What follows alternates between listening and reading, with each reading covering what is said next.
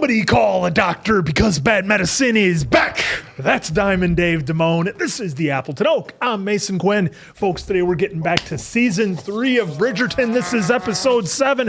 What a massive bombshell we had at the end of episode 6.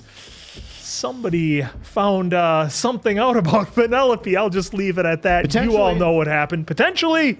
Maybe she could deny it. All I know is Colin didn't look real happy. He did not look one bit happy at all with his future wife. How's this going to play out? Yeah, thank you for, I'm going this way, so just pretend that my definition of rake, for some, sticks around here on this, because I am done with that jacket. Gonna keep it rakey over here with the Colin shirt. I am looking forward to this episode and the next one. I'm hoping we get just tons of absolute chaos. Let's go!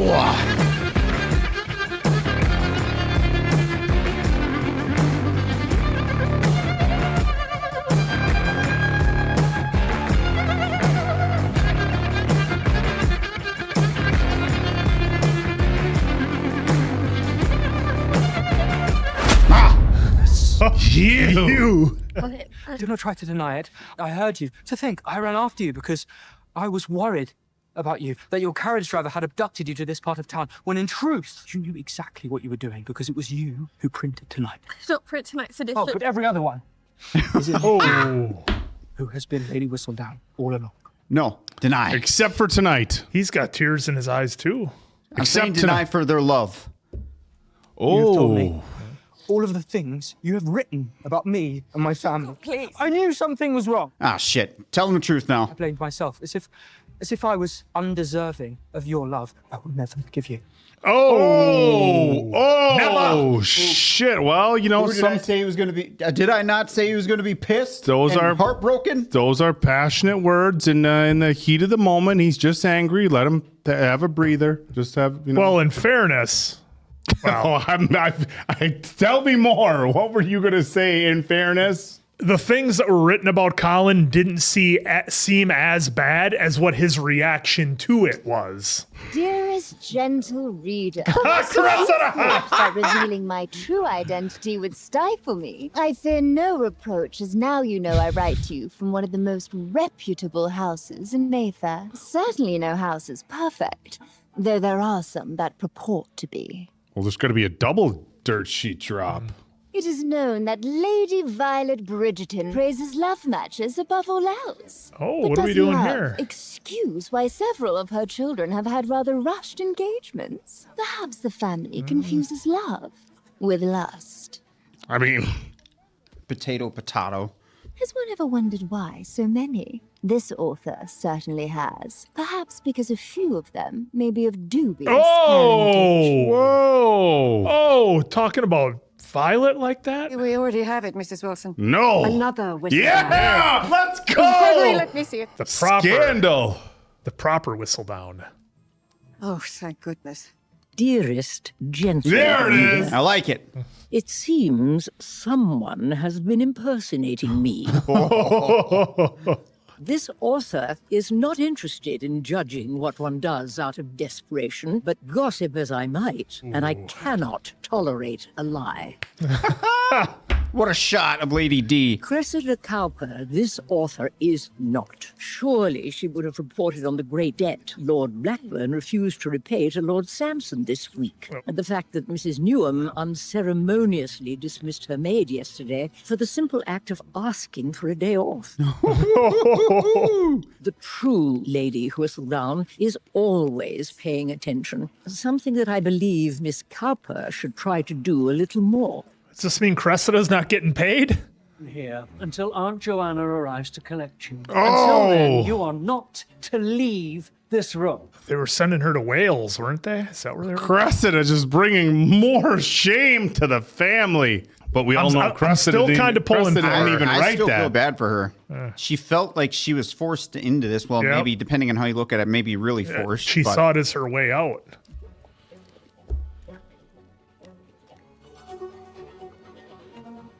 Stacking cash. So that was it. Oh, wow, that shut things down with Cressida right quick. They didn't play that one out at all, did No, they? they did not. I want to see what the Queen really says and thinks, though. Miss Carapace's whistle-down spectacle has been settled. There Everyone it can is. be focused on our Yep. upcoming nuptials. Well- And every eye in the ton focused on you. Oh, there they are. Eyes exactly do you think there are in the ton? Double the amount of people.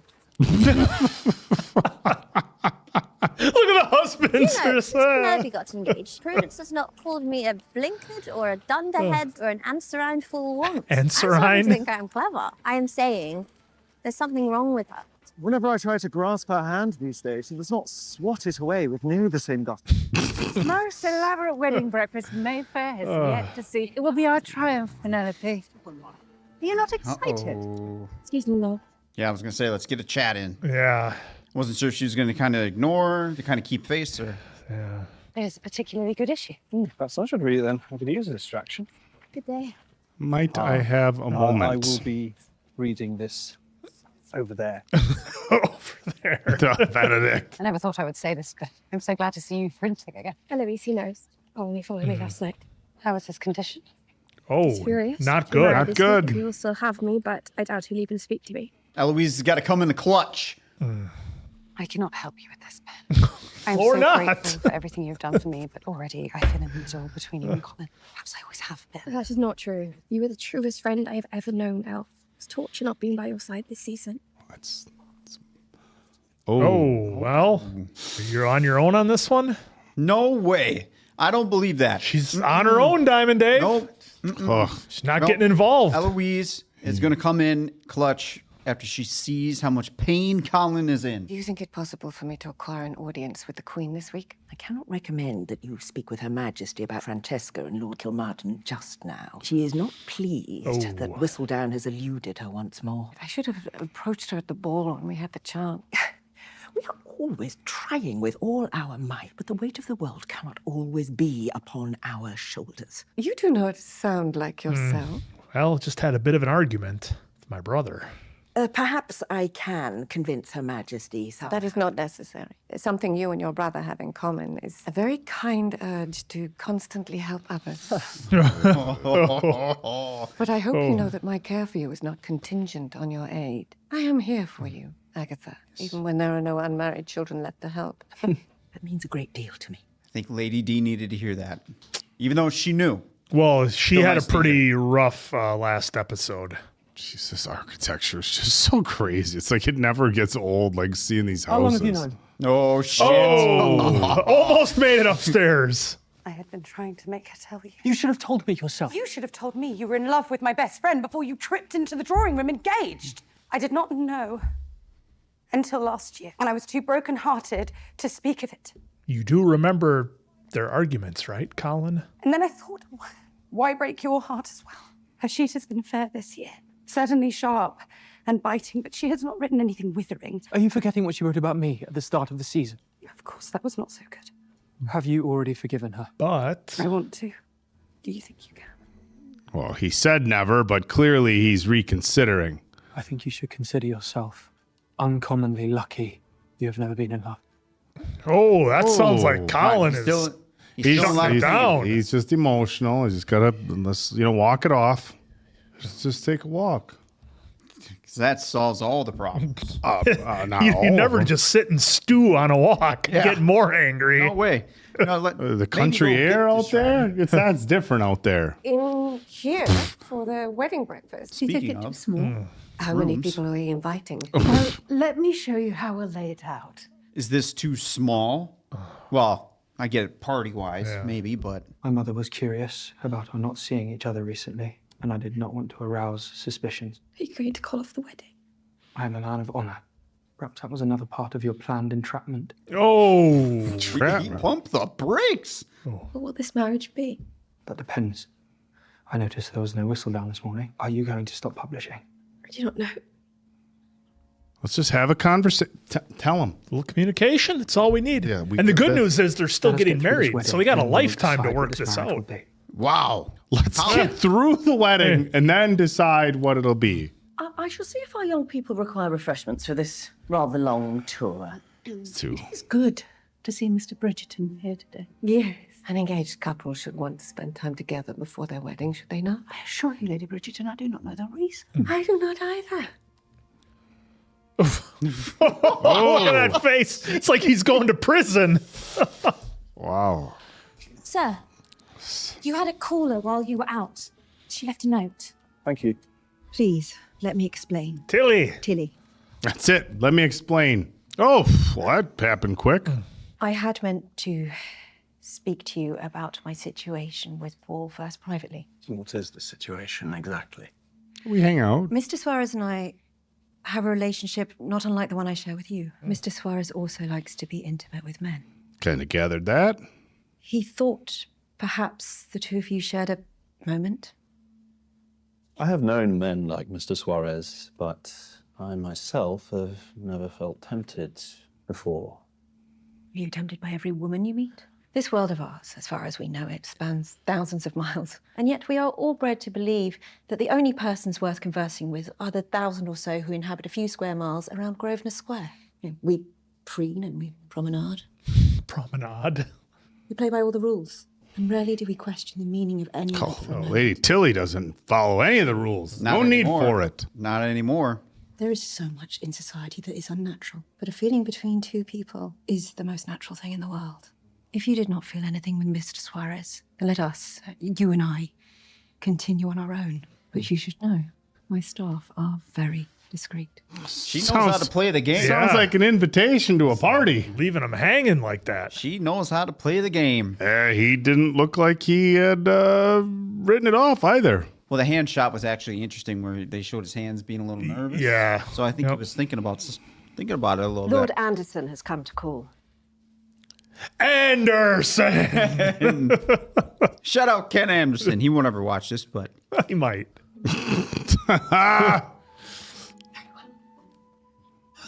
She knows what's up. Look at that smile. there he is.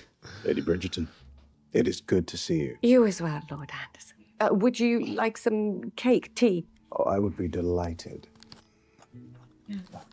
Oh, well, have a seat. Why is it every conversation they have to have people around? Like, all right, cake and tea, then hit the bricks. We'd like some Staff alone are time. very discreet. There you go, Oak. She just move along. Gave him the, I am. Francesca is keeping her distance from me at the moment. Did I tell you that she and Lord Kilmartin have been secretly engaged? Congratulations. Thank you. Though we are waiting on the blessing of the Queen before announcing it. Wait, that may be rather lengthy, unfortunately.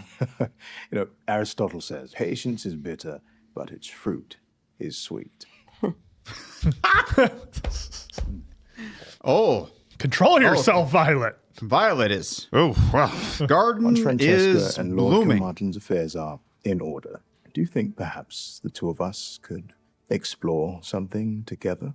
He just came right out and said it. Like the countryside? I am not uninterested in exploration, but I will not know if I'm ready for that until after the affairs are in order. Especially because I am not the only one whose affairs need ordering. Oh! Oh, did Lady Danbury clue her in? That's the look of sis. You got to get your house in order There she for. is. Oh, She's got to find a way out of We the received town. a letter back from Aunt Joanna. I imagine she'll be here in a week or two. Mama, please.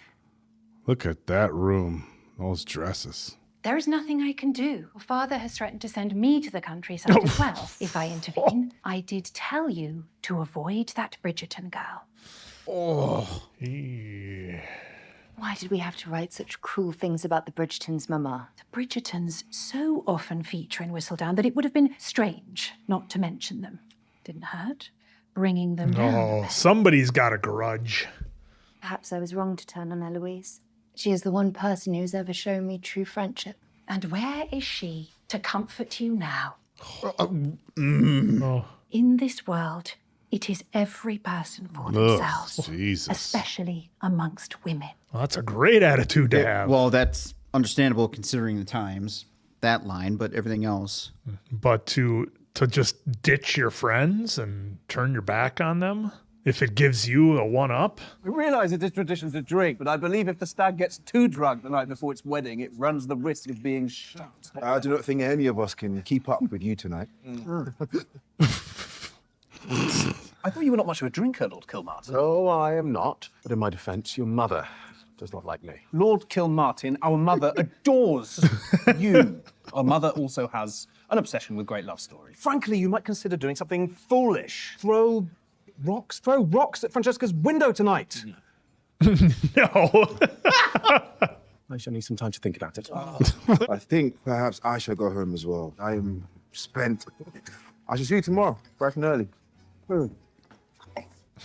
He's taking one for the road. Here you go. I could use a moment on my own. Is everything well? Is everything well with you? They are drinkers. He's like, I'll bow out of this one. You do your All thing. right, little brother. Keep your secrets. Declare, Quinn. Declare? I wonder if that conversation was going to make Colin do something now, even though it was pointed to somebody might else. come by the night before your wedding. Genevieve Colin found out. Oh dear. Look at that chair. He does not know about your involvement. It's been painful carrying this secret, but he hates me for it. I'm about to be married to the man I love, and I do not know that I am worthy of him. You have made some ill-considered choices in your time. You're a girl. Some. Who did not know her own power. Never made ill-considered choices. Some folks haven't.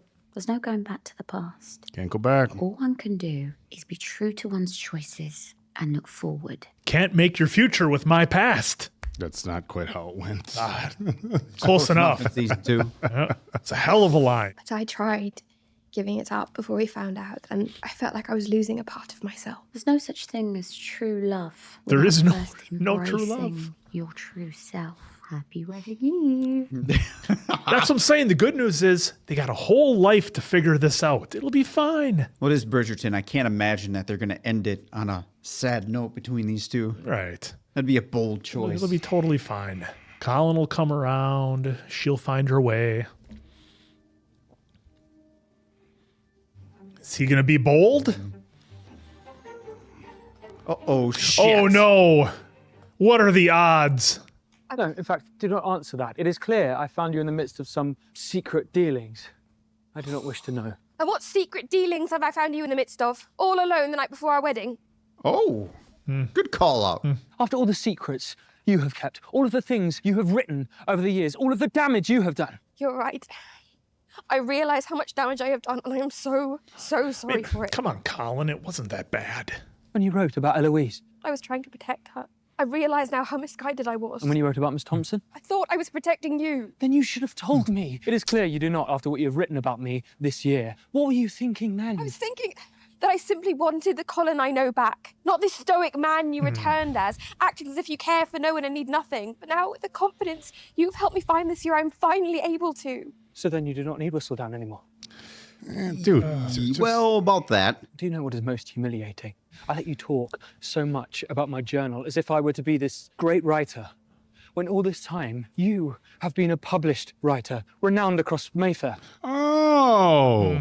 You're putting yourself in danger being out here tonight, and you've been putting yourself in danger living this double life all along. Colin, I can take care of myself. Then what good am I to you? Colin, I love you. Is that not enough? Say it one more time so he hears it way in the back. If this communication doesn't work... See, now, you know what I appreciate about this? They actually had some communication before they started kissing. Oh, not Mason like Quinn. not like Anthony, not like old Tudor. Just skips all the talking, goes right to the fooling around. Well, Mason Quinn finally got his wish. We had two people with a lot of big feelings, and what did we do? We communicated, we had some folks. communication. And sometimes you have to yell at each other to get those feelings out. Maybe not. Just be passionate. I don't know about yell at each other. Well, yelling passionate, it's the same goddamn thing. Yeah. Well, you know, the people in the audience. Some might argue. People in the audience we just want to clarify. Let's talk about it after. Oh, look at that. That vest is... That's His vests have been on point this episode. Oh, wait, what? Oh, there you are. Hey! Well, speak of the devil. What am I? Chopped liver? Did not think I would see you until tomorrow. Your mother called us in early. Thought you might want some marital advice. She really does know everything. Well, the way she saw you two It's pretty obvious. in the room. I should have a magnifying glass on the table. Yeah, take advice from old Tudor. What is going on with you and Penelope? I don't wish to unburden Straight to myself to you two with your perfect marriage. You think our marriage is perfect? Is it not? You and Penelope have been close for years. I'm no longer sure I truly know her. Colin.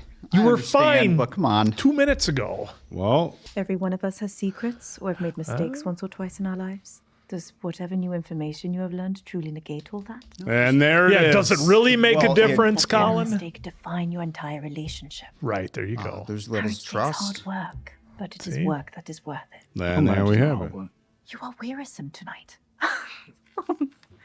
Or perhaps it is the hour. I will see you at the church tomorrow. I know Colin didn't give her any information, but trust is big for relationships. Or are we gonna get the truth now? Tudor's gonna be like, I need to know what's actually going on. A whole bottle before my wedding, the second wedding. And it was deeply celebrated. 3 raw eggs in the morning. Oh, no, Colin. you How don't does need that to do help? Make you throw up? No. But I think it absorbs the alcohol or something, whatever. I don't know what they thought it did. Who are you to judge? Have you ever done the it? BCAAs that are in the egg yolk and It is Of water. not your footman's fault. The night you escaped, Here we go. I had Here no we concept of what you were running from. I was 10 years old. Okay. Oh, wow. Jesus. He was 10? And I thought if I could get you to stay a little longer, perhaps I could give myself time to prove myself to you. To our father, you mean? I mean to you. He was 10. I mean, the simple act of dreaming to run away, you had something in you all along, a kind of courage I never dreamed of having. I have wished so many times that I had stood up to him. You are not the only one who was made to feel that they had been found wanting. Why did you never tell me any of that he has motivation now. before? I was afraid of you. Perhaps I have subconsciously taken notes from our father. You are nothing like him, except the cane.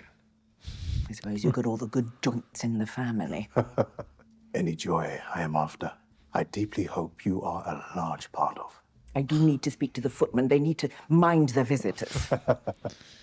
Oh, this conversation's great. We should just call this whole episode communication. Look at Mason Quinn. This is like your peak episode. It's like I wrote it. Dude, that was great, that insight. And it meant a lot to Lady D because she had tears in her eyes. Now that he finally understood where she was coming from and how she felt. Well, we know that he was 10. You're going to be the most beautiful bride. Oh, listen to Lady geez. Featherington. Boy, that's a change from the early seasons, isn't it? Boy, sisters are not happy. What has happened here? I turned my ankle chasing after a delivery boy. And what did you discover? He does not know who Whistledown is, but he says most of his buyers live in Mayfair. Lady Whistledown must live there as well. It's the equivalent of the police station getting anonymous tips. This is the hotline. Yep, it is. I have thought long and hard on the conundrum of finding your author. Lady Whistledown is not a lady at all. Lady Whistledown is a nom de plume. Queen's done. She's not having any of this. Done listening. Or did that kickstart something of her thought process? Because look. Oh, she thinks she's onto something. Oh, look at now. those collars. Oh, look at that bowl cut. Oh, you need that haircut, Diamond Dave. Just comb it all forward, put the cereal bowl around Had it, it and in high go school. to town. Had it in high school. We are good. Maybe you could drop Retired that. it. You could drop that in right now in the video. No, we don't want to make them suffer through that. They'll let you know. I love weddings. Ours was perfect. All right. Don't look so thrilled. It's not the. We need the guy with the hat, the bishop, so we can do our thing. Yeah. Oh. You ready? It's showtime. Penelope's probably freaking out, just wondering if he's standing there. All right, Colin, time to let it all go. Yeah, I think he is. Seen her walk down the aisle. Yep. Oh, did you guys think in season 1 we'd be at this moment here just a few short seasons later? Well, I mean, they did kind of drop the hints early. Hey, okay, see? there we go. There we go, Colin. You come through that curtain and you walk that aisle and everything's fine, Penelope. Colin's on board. Nothing could ruin this moment. I would like to be able to enjoy this moment for them. Well, we spent quite a while with Penelope and Colin. Season 1, season 2, now. Yep. I hope we get a full wedding here. To join together this man and this woman in holy matrimony. And by the joining of hands, I now pronounce that they be man and wife together, in the name of the Father, and of the Son, and of the Holy Ghost. Amen. All right. Okay. All right. It worked out. There we go. Quinn would have been over. I object. Cressida comes running in for some reason. No, she's out of the. She's not allowed to leave her room. No, Yeah, she's grounded. Yeah, asshole Pops is. Look at that cake. Holy hell. shit. Oh, they get Buddy to make that thing? Look at he's enamored. They both are. The fucking goofs. Do you like it? Just truly magnificent. Congratulations, Penelope. You do make an exceptionally fine bride. Exceptionally fine. That's just killing her to say nice things. Well, That took she's everything. also looking for approval from Mom while saying Would it. you like to say how you really feel now? It is how I really feel. Thank you. All right. Well, if you truly feel that way. This is quite a wedding breakfast. Marcus and I entered together, but were quickly separated by the sheer volume of guests. Are you feeling in better spirits? I am. Has Marcus ever talked about me? Perhaps you should try it. That is my intention. Look at this That Jello mold. This spread is fantastic. I saw you crying at the ceremony. Simply tears at losing another friend to marriage. Maybe it was dust. Which brother or sister do you like the best? Gregory, clearly. Oh, but I know there is room enough in your heart for the rest of us. Love is not finite, Eloise. You hear that, Mason Quinn? There's no limit. It you have with Penelope is a lucky thing, as is the one you have with Colin. A lot of dust in here too. Excuse me. Okay. I'm going to find There some you go. shampoo. Look at Benedict just making the situation better. He doesn't even know what he did. He has no idea how good he is. He's just saying it from the heart. But he had that look like, oh. He's gonna take his own Agree to advice. disagree. Just wing it. Yep. Oh, she's making a run. We had interesting. We had Lady D run away because father was an asshole. Now we got Cressida running Yep. away. Oh, Who's this now? Hey, Miss, I need your help. here we go. What I need is 2 precision drivers. And 4 horses.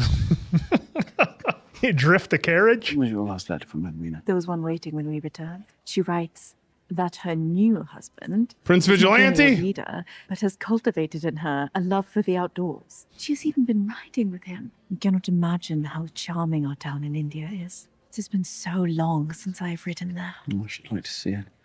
At some point. In fact, I should like to see it soon. Of course, I want to go over with you one day. The journey takes months. Yeah, and if we go now, we will have time to prepare for the birth. Yeah. There we go. Well, that's the plan. You have made yourself completely a part of our family, but I cannot help but feel that something is missing. What about your mother? She would be missing the birth of her grandchild. Our child will always be a Bridgerton, but I should like them to know they are a Sharma as well. Does this mean we're not getting them for season 4? Is this the out? I think this might be the out for season 4. And we will return. Please do not In make me Avengers feel more. I Doomsday. do not think I can bear it. Yeah, everything worked out in the end. I knew it would. Knew it would all along. You enjoying yourself? Very much.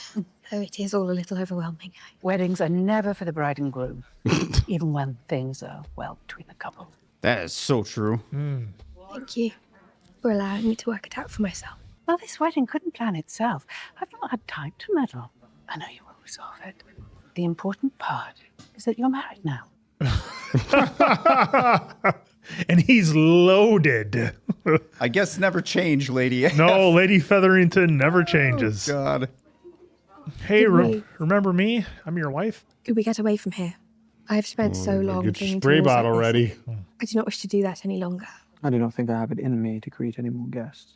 And perhaps we could dance. It is a wedding breakfast. But I should like to dance with my husband in the light of day. All right. There we go. Clear the floor.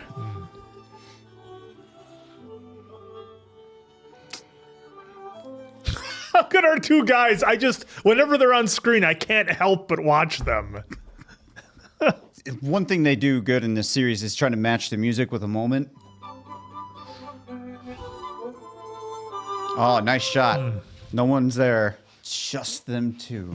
The Robin Dancing on My Own in season 2 with Tudor's first dance with Kate will still be peak use of music. Would you like to dance? The Swedish Lord performer Gilmartin. Robin. Do not mean it. Oh, Why not? he's doing something bold. But perhaps we should both be more bold. in Bold. declaring ourselves. All right. Lord K, let's go. Lady Bridgerton, thank you so much for having me. Oh, Lord Anderson, I Tudor? am glad you have joined us. Oh, are we going to have a dance? Yes, all our affairs in order. I do believe my affairs are very nearly coming together as well. Lord Handsome over I here. think they move quite beautifully. No, not them. Protective Mama. He's always Hey, always oversteps. distracted. Lord Handsome better not hurt Mama's heart. Lord Handsome. What else do you want me to call him? I'm good with Lord Handsome. Lord Perfect Smile. Lord Well Manicured Beard. I don't know. What are we going to call him? Oh, I was sure he was going to. Oh, here's the queen. Uh-oh. Look at that. Look at that walk. That walk was different. Oh. Well, she was looking at the dirt sheets. Lady Featherington. Your Majesty. Everyone who is not a Bridgerton may go. Oh. Now. Dude, I love that zoom in shot. Yeah, the queen's dropping the hammer. Does that mean Does she the think newly one of the, married? Well, does she think one of the Bridgerton, Bridgerton. guys is a writer? Yeah. Someone in this room has something to hide, and I shall not leave until they come forward and reveal themselves. The longer you delay, the greater my irritation. Confess. That they're hiding the engagement? Why does Eloise have that look like she's going to do it? It is No! I bear Oh! the secret. You. Kill Martin, maybe? I am engaged. Ah, to there we go. Okay. Oh. Perhaps so much so that I have not been bold enough in declaring myself, but I love Lord Kilmartin, and I plan to marry him. That is no great mystery, Miss Francesca. Ah. You do not need my blessing to marry, but that is not why I am here. I speak of Whistledown. I know she is in this room. I was close last year. Do you really want to know? Only when the Cowper girl publishes lies about this very family, suddenly Whistledown rushes to print. Surely she suspected what Miss Cowper intended to publish. Eloise is going to do something. Clearly because she is one of you. Your Majesty, I assure you, if such a thing were happening in my home, I would know, and I would have put a stop to it a long time ago. Well, okay, that's fair. Yeah, he probably That was a- would if that it was a was in fair his statement. house, but it wasn't. Yeah. It was a feathering. There was very fine verbiage that was said there. Yep. Very well. Hold your tongue another night. Oh. I shall loosen it soon enough. Oh, Tudor bought him some time. Keep your secrets. I was waiting for that line right there.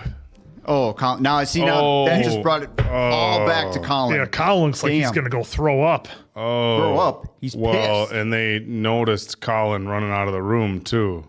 I did not know if it would help or hurt your family if I were to speak. I'm glad you stayed silent. Oh. Surely this is a signal of the right path forward. That it is time for you to give up your Colin. No.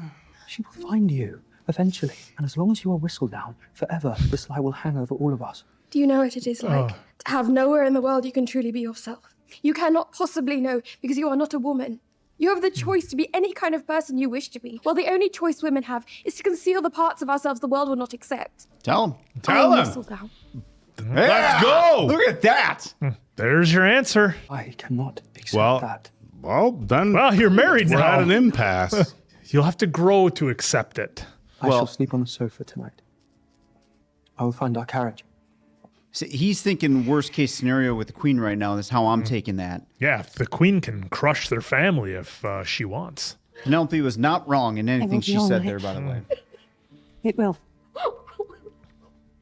I think the queen wants to know who Whistledown is, but then have it continue so she can continue to read the gossip. She just wants to know saw who what it happened is. when there was no dirt sheet. She just wants to know who it is. She doesn't want it to stop. She just wants to know who it is. That's fair. She never said once that she's looking to stop it. No, I'm she just misremembering. wants to know. Oh, all right. It is pleasant to see you again. Nice to see both of you. Our vampire is back. I've been thinking about your offer. And? Gosh, he does look like a vampire. Oh, he's going to turn and go right for him. And... or not. It is accepted. Right in front of our vampire guy here. And... You know, we haven't seen him in daylight yet, right? I'll have to go back to the episode. I don't know if we have. Oh, it's going to be a party tonight at Tilly's. All right. If he goes straight for the neck, watch out. Look out. Oh, she's sneaking away. Oh, what is going on here? You could wear a little bit more of an inconspicuous outfit. That's all she has. Just 8 oh, feet. going to the printers. Yeah, that's all she has. Oh, whoa, whoa, whoa. You needed directions? No, I'm here for my payment. For the Whistledown that was printed here last week? No, Whistledowns were printed here last week. All the weeks before that. Fine. I've already tried 3 of the printers. Surely there cannot be so many. Oh, she's going to everyone in town. I've always wanted to meet her. My boss at the last place that I worked used to print for her. Oh! Said that Oh! she was a redhead, though. Oh! Oh, no! Oh, no. Oh, shit. This random guy just blew it. Well, now she's going to have to tell the queen because the queen doesn't want to be made a fool. Wow, what an end. If the queen finds out before she's told, then it's really bad news. Holy shit, what an end. Yeah, let's just start what right an there. end is right. That was like a triple banger of an end right there. Yeah. Wow. 3 big hits right at the Did end. you just mean to say that was a triple banger of Well, an if- end? now I'm saying that out loud. Yeah. Depending on how you want to take it, of course. But, well, let's just start here with I like to say Cressida. triple victory. Yeah, well, Sure, hey, right. look, Just party whatever- time. Whatever works. But, okay, so Cressida here. I'm really curious now because obviously dude here just slipped. Well, he didn't know that he slipped. We know that, right? But mentioned redhead, Yep. and now she's fishing for more information, which only means, like you were saying, Mason Quinn, that she's probably going to try one last attempt to either blackmail everyone involved or go to the queen. Well, because she's But still, the queen, go back to the queen. Yeah, Go 'cause to she the wants queen to and get her $750,000. She wants, well, yeah, she wants her reward because What? that's the only way Cressida can get out of here. Totally understand that, but I'm trying to play this out a little bit further, whether it's a stretch or whatever. But who's to say that the queen is going to even listen to her now that she got caught in a lie? Like everything that Cressida says to the queen now is going to be like, I don't want to see you. All Well, your, the all queen- your words are shit. The Don't queen be mad. already suspects a Bridgerton Yeah, she in that says- room, and right. she wants If an she answer. says it's a redhead, I mean, Yeah, that, so if Cressida narrows goes it to her down. saying, "Hey, it's Right, I Penelope understand that. Bridgerton But now," will the understand it. queen even give her the Yeah, time of day? Believe Exactly. a word she 'Cause says. The queen, to me, gives off vibes. Once you waste my time and you've taken me down this road, Fool me once, shame on you. Exactly. Me. You can't be fooled, people. now I'm still leaving the door open that she will take one meeting with Cressida, assuming that Cressida presents it correctly. Like I have every bit of information you need to help with whatever, and then you can do whatever. well, and it's all on a time clock, right? Because the queen said you have until tomorrow to tell me. Tudor was Well- just able to buy him some time. Yeah, for the Bridgerton side. Yeah, for the Bridgerton side, and now it's night, so the queen's going to want an answer, presumably in the morning, depending on what time Cressida's here at. So whatever she's going to do, it has to happen quick. So I just don't see how Cressida gets a meeting with the queen before the queen goes to see the Bridgerton. Well, she So who said knows? tomorrow, not tomorrow morning. Well, here's the thing. If Penelope goes to the queen, look, I don't know if it's going to make the cut, but what I was saying a little earlier is I don't think the queen wants the sheets to stop. I think she wants to keep going. We know she likes reading it. I think she just wants to be the one who knows what it is. And I think she would be discreet about it. Well, I know who it is because I'm the queen, but none of you can know who it is. I don't think she would ask Penelope to stop for 2 seconds whatsoever. Hey, don't write anything bad about me.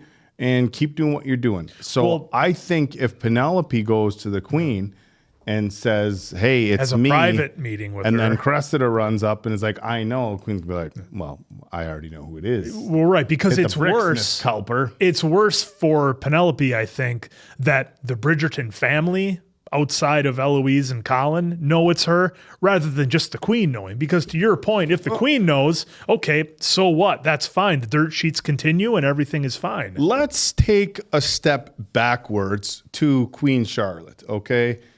Phenomenal season, by the way. We absolutely loved it. In all the experiences that Penelope just talked about with Colin, about you're a man, you get to do this, you get to do that. What about my dreams? All of that, or not necessarily all of it, but a lot of it we heard from Queen Charlotte when she was a younger woman and going to marry George. So you think Penelope could make her case? We heard her talk so much about, okay, well, this is my job now. I'm a queen, but what about all the things I want to do? I mean, so Yeah, she I think talked about not being able to go to the theater. if Penelope go goes about to the town. queen and it's like, this is what I want to do. This is what I'm good at. I don't want to just be a wife or just be somebody whose, only purpose in life is to have kids and tend to a home. Not to say that there's anything wrong with that if that's what your goal is, but she wants more than that.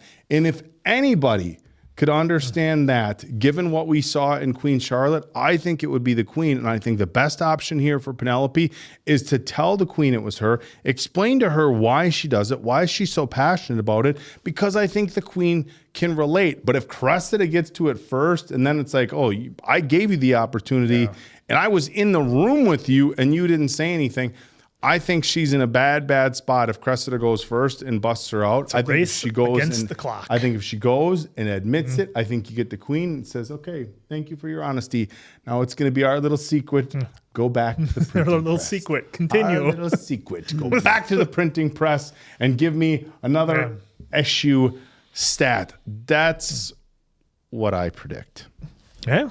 Or at least how I think it would play out. I really don't have a prediction whether Penn's going to go first or whether Cressida's going to know first. I'm just saying, hypothetically speaking, of course, I think the queen would understand, but I think Penelope's in a spot where she needs to speak up much sooner than later. Yeah, well, and she doesn't know what the queen went through, so for her it's a big risk to go solo to the queen and do that. But, maybe she will. I think that's probably, looking from the outside, knowing things our characters don't know, that's clearly the best option. Or maybe whoever is at the printing press is going to get word back to Penelope. Hey, by the way, somebody came around last night asking about you. It'd be too late.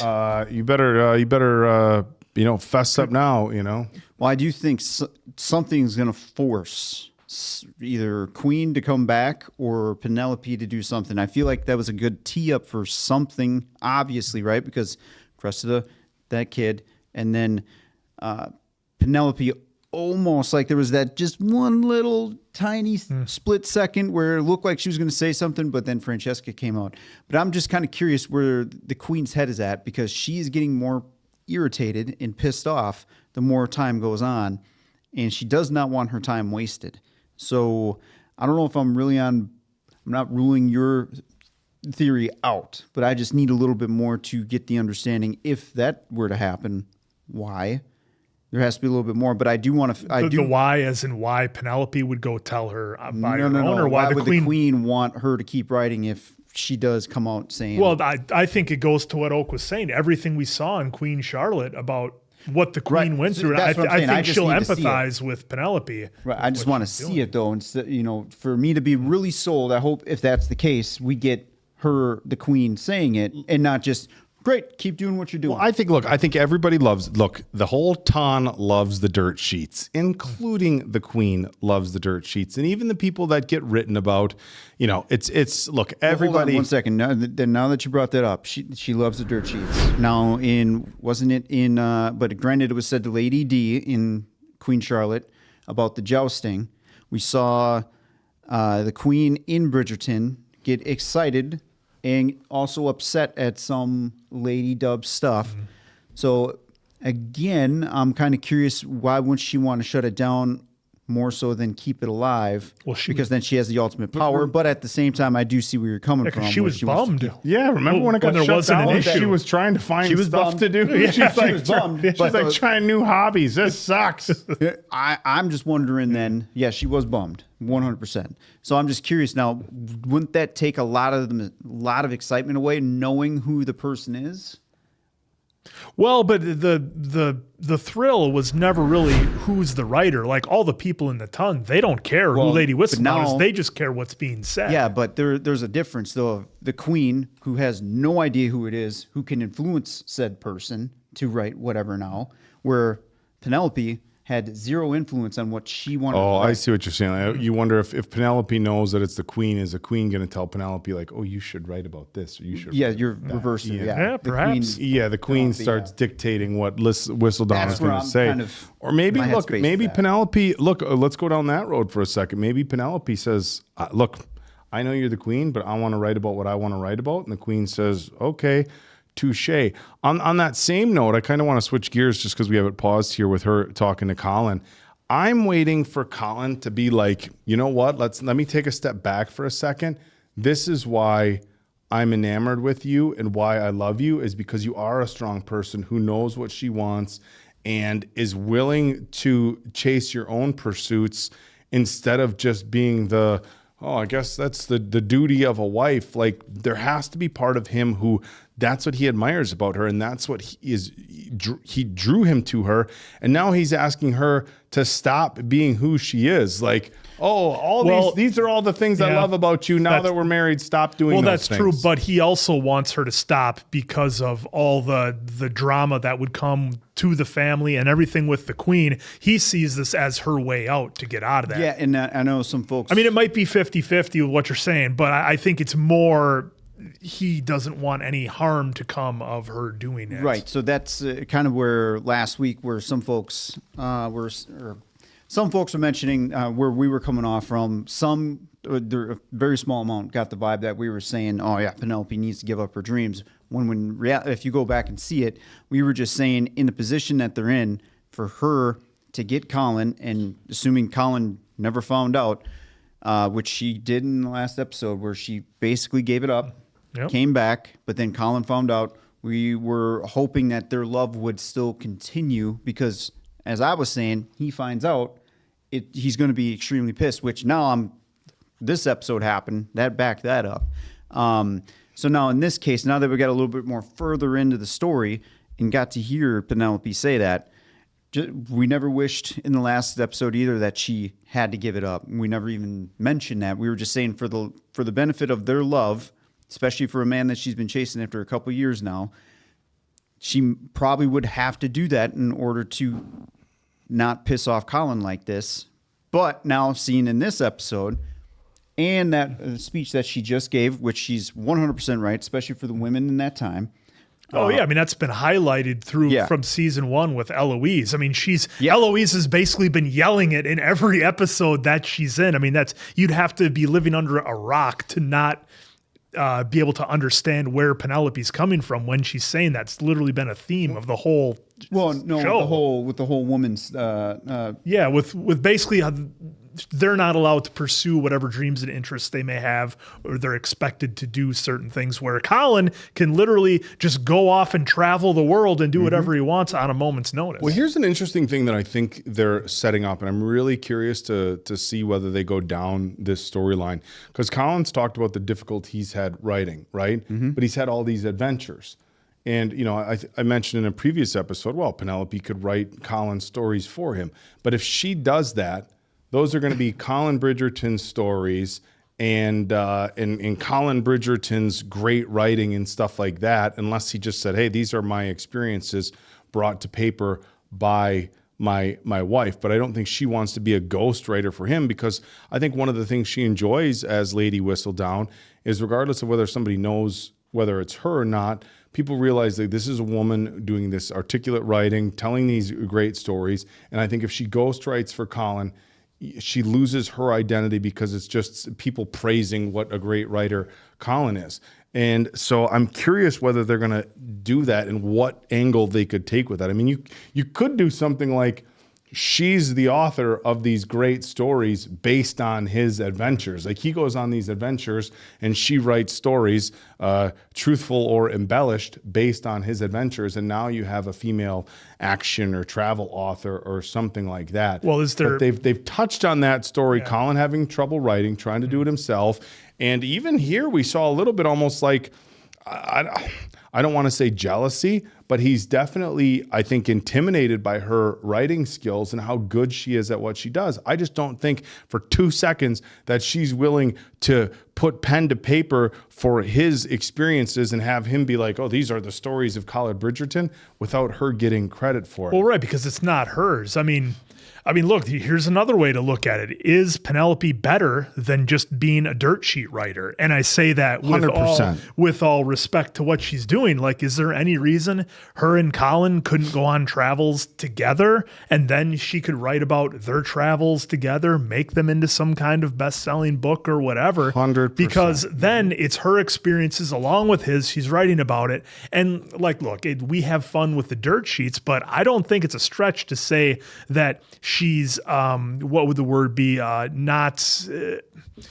She's better than what she's doing, I think, and more capable, and her abilities are more than just to write gossip about the town. But I think, look, the thing that I think is brilliant about the dirt sheets is the nature of her writing. She's an incredibly talented writer. The way she uses the English language is brilliant. The composition of the letters, and that's what's really the best thing about the letters is the composition. Yes, the gossip is fun, but how she tells the stories. And look, they got Julie Andrews' voice because it was important to have somebody read it and tell those stories in that manner.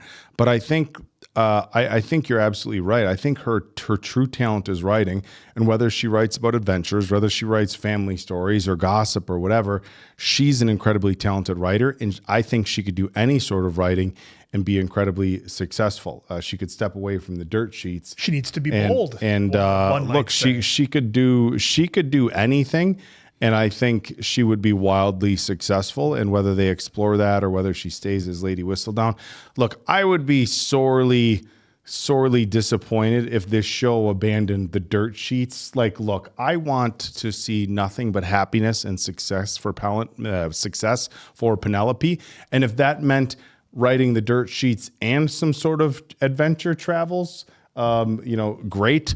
But I would hate to have another season of Bridgerton and not have the dirt sheets, because that's been the cornerstone of every episode, and everything happening is it going to go in the dirt sheets? Is it not? But I would like to, I think we can all agree that having her step away from her talent as a writer would suck. Whether you think she should step away from being Lady Whistledown is one thing, but certainly not stepping away from her talent as a writer. And the show has been masterfully written, so I would be shocked if they had her step away from that. I'm sure we won't be disappointed. But I have yet to be disappointed by anything with Bridgerton. I highly doubt it's going to start now. Well, in this episode, did you have anything else on Penelope and Colin? Again, I'm glad we got this episode, because it does. Colin needed to hear that from Penelope.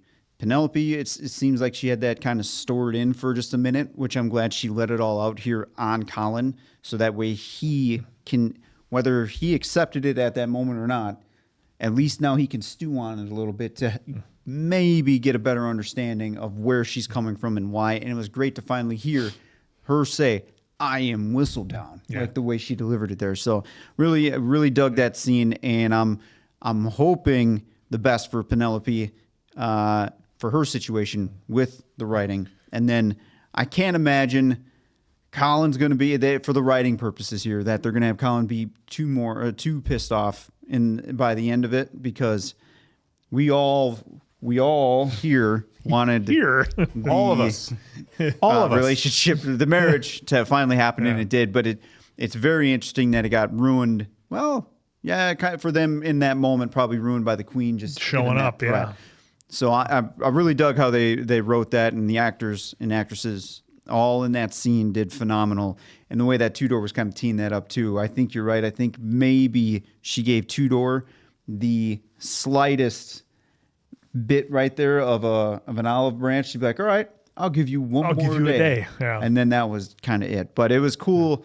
I do like seeing the queen being all fired up sometimes, because it's like, all right, because she's always typically sitting in the chair or stewing over something. Now, when she has basically a queen walk into the room and demanding something, that was pretty fun to see too. Yeah, and especially knowing what we saw with Queen Charlotte, like how, like remember when George was getting his treatments and stuff, and she kicked the fucking door down, and was like, "I'm here." I mean, her personality isn't one to just sit on the sidelines when there's something that she's passionate about. Well, and that's why for me, this episode absolutely was the communication episode. I mean, we had so much in it. We had finally got to see Marcus and Lady Danbury. That's where we're going. They finally got to have that conversation that needed to happen. And as the audience, we got cued in as to what actually happened, knowing that Marcus was only 10 years old when he did what he did. And it's like, okay, that definitely changes things a little bit versus,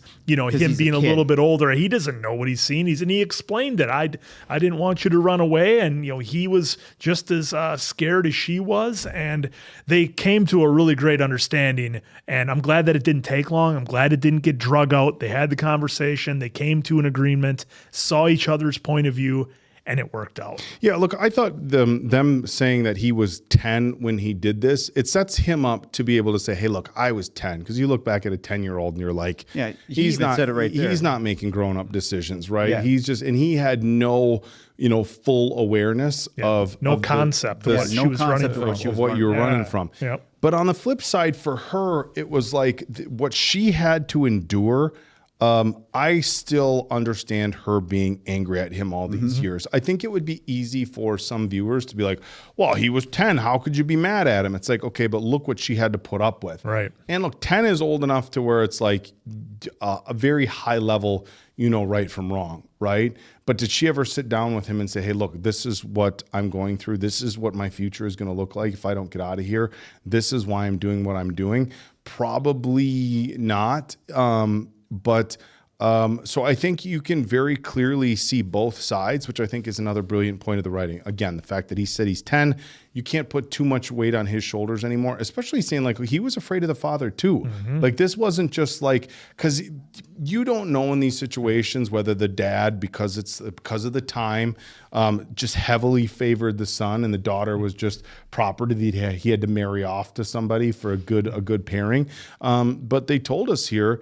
And look, we saw it with the Duke in earlier seasons. It wasn't, yes, sons were favored and had a lot more liberty to do what they wanted. Simon certainly wasn't. But they definitely weren't always, the pride of their father's life. And so I think they did a good job with it. They let Marcus be young enough to when it happened to kind of alleviate him of some serious responsibility, but also you understand because of what she had to go through that she was still harboring some anger. But yeah, if ever there was a time where we needed the communication, it was here and we got it. And they didn't drag it out. They squashed it pretty quickly. Yep. Yeah. So to me, that was critical. And then she even said, why didn't you ever tell me that? So it's great that they threw in that line for her too.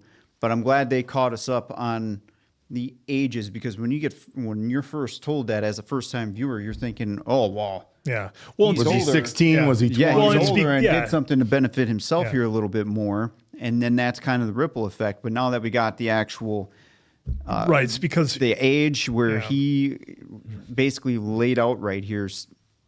Hey, I didn't realize that was going to be like I mean, it's because, they're having the argument as adults. So you only see Marcus and Lady Danbury as adults in the situation. So, you don't know that. It's like, imagine one of Will's kids being in that situation, because some of those got to be around 10 or so. And now you can see the situation a little bit differently. So yeah, brilliant scene. Very well done. Yeah, glad. And of course I'll just say one more time. Of course he had extra motivation with, Violet, but he also needed explore the countryside. Well, part of it was because of Violet, but also because they needed to have this conversation too, which I'm glad they did. So I just wanted to bring that up just in case if it wasn't a reaction that yes, there was a little extra motivation there, but we got it sorted away. And then Lord K at the breakfast wedding and the club. He decided he was going to do something bold to let it be known, and then that actually had the dance. And it was funny because they gave us the Lord K scene at the club, and then they had the dance, and then you had the the daughter's name is slipping my mind. Francesca. Yeah. Francesca just comes right out to the queen. Yep, it was me, and she's like, yeah, I already knew everything. Yeah, I knew about that. You don't need my blessing to do that. So they really. They kind of had a start, a middle, and a finish with that Lord K story there. Well, and because it is the second to last episode, the penultimate, they really tied up a lot of things pretty quickly. They wrapped up, obviously everything with Francesca and Lord K. Then they wrapped up things with Danbury and Marcus, and then we, didn't wrap up stuff with Penelope and Colin, but they had communication, something that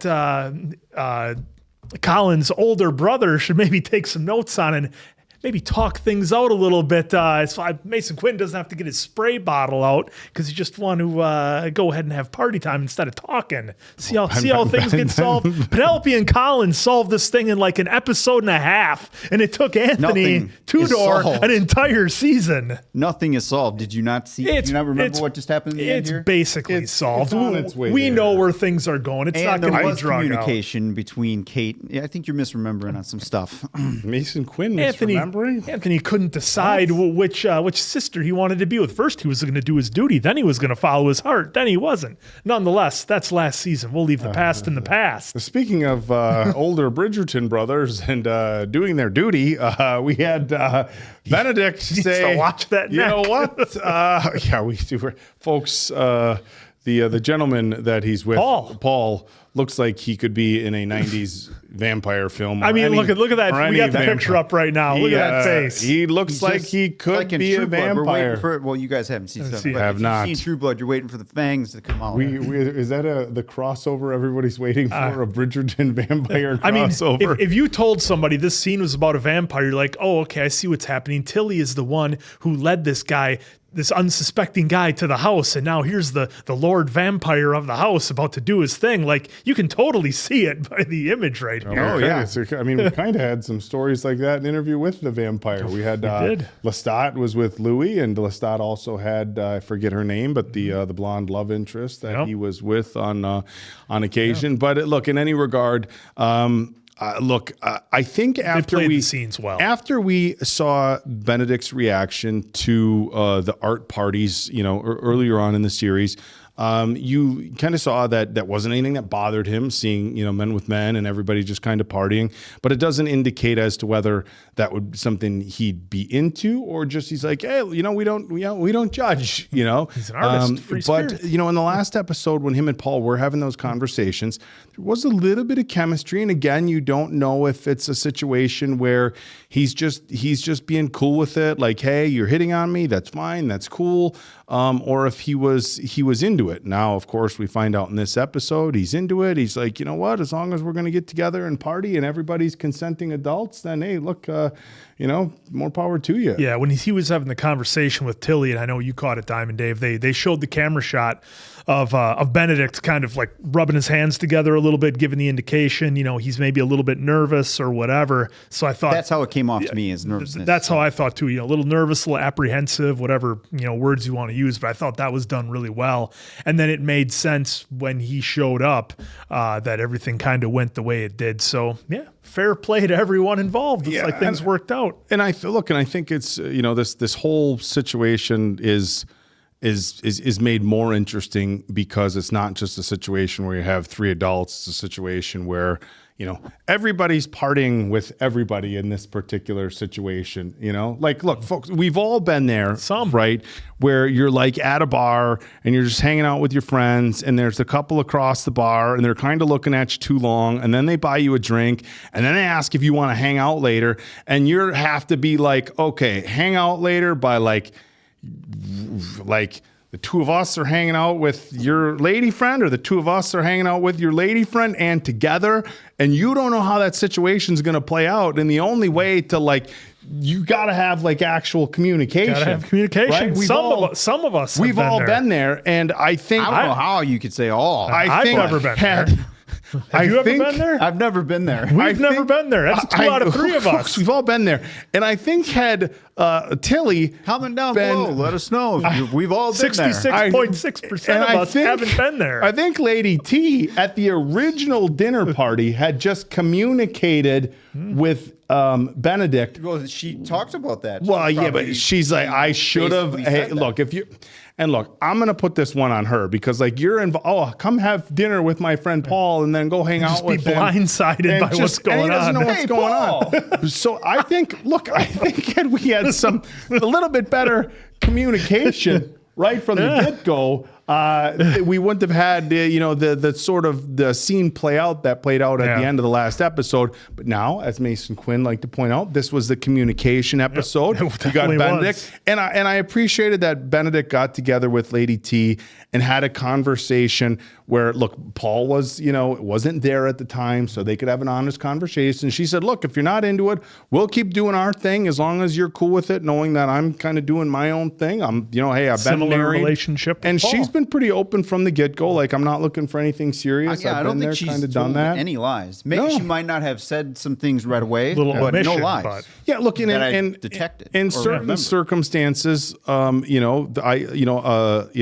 a lot of times, when a man and woman become intimate together, they kind of don't want other people to be in the picture. But if somebody's honest and open about it from the get-go, you can't really be mad at them if they continue to do whatever if they're honest to you about it. We've all been there too. Some, where you start hanging out with somebody and they're like, oh, by the way, I'm still doing this, and you got to make the decision whether you're that's cool with more it or relatable not, for folks. But yeah. being I'm at a not gonna say bar all. and getting invited. Yeah, I'm not going to say all, But in any that's more regard, relatable, in any regard, Some. I'm In a glad poll. they had. I'm glad we she were had the doing. communication with Benedict, just the two of them, to like, hey, no pressure. If you're into it, cool. We'll hang out. If not, we'll continue doing. Because she didn't just cut him off. Right. But I think it showed how far some good communication can go. Absolutely. Yeah. And then I'm curious to see now the aftermath, because maybe he's being, like he said, bold in the moment, but is he going to have any regret after, or hey, let's do that again? So that's what I'm looking forward to now after this scene that just happened, because I'm going to be wondering which way because maybe he's just, I assume this is his first time experiencing it. So I'm wondering if, this one time is just going to be like, I love that, let's keep going with that. Or if this was like, hey, I'm good now. You taught me a lesson here and I want to just one-to-one. We'll see. Well, we've only got one episode left of the season. So one more to go, but I we'll know have we're to missing see. some stuff here, folks. But the massive bombshell at the end kind of sucked the air out of the there room was a little three bit. bombshells right here at the end, and the writers did that fantastically. Like boom, boom, boom, and we're going to send it right into episode 8. They set up episode finale. 8 huge. Yeah, very good episode, folks. Well, folks, that's where you're going to see us, is on episode 8. So for Diamond Dave Damone, that's the Appleton Oak. I'm Mason Quinn. This was Bad Medicine. That was Bridgerton. We will see you back here for the finale of season 3.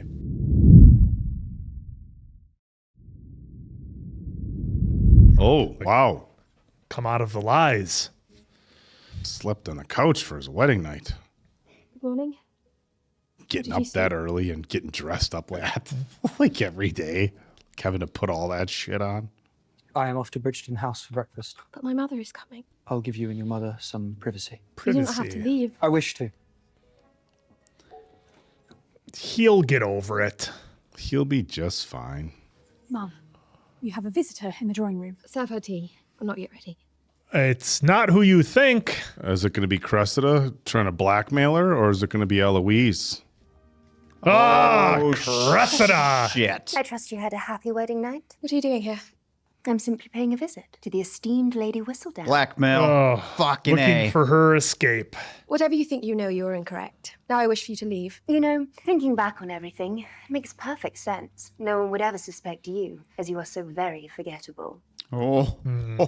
Shame I cannot stay long to savor it, seeing as I am under lock and key until my aunt arrives to steal me to the countryside. You are going to pay me double the Queen's reward, so that I might set up my life abroad, or I will tell everyone of your true identity. So that's the equivalent to Your like reputation cannot be any 1.5 lower, million today. See? The reputation. That got brought up. Lady Featherington, Oh, shit. Penelope and I were just discussing whether or not I am to be believed. I think of how she is so easily overlooked. Wow, she's basically Think of telling how all Mom. those she views as enemies end up humiliated in print. Oh, shit. Oh, she is spilling it. It took you this long to realize she is the true Lady Whistledown. Oh, I can't. You That's will the pay me opener. myself, or I will reveal the truth to the entire town. Do enjoy your morning, ladies. Do enjoy Oh. your morning, ladies. Back to the old Cressida.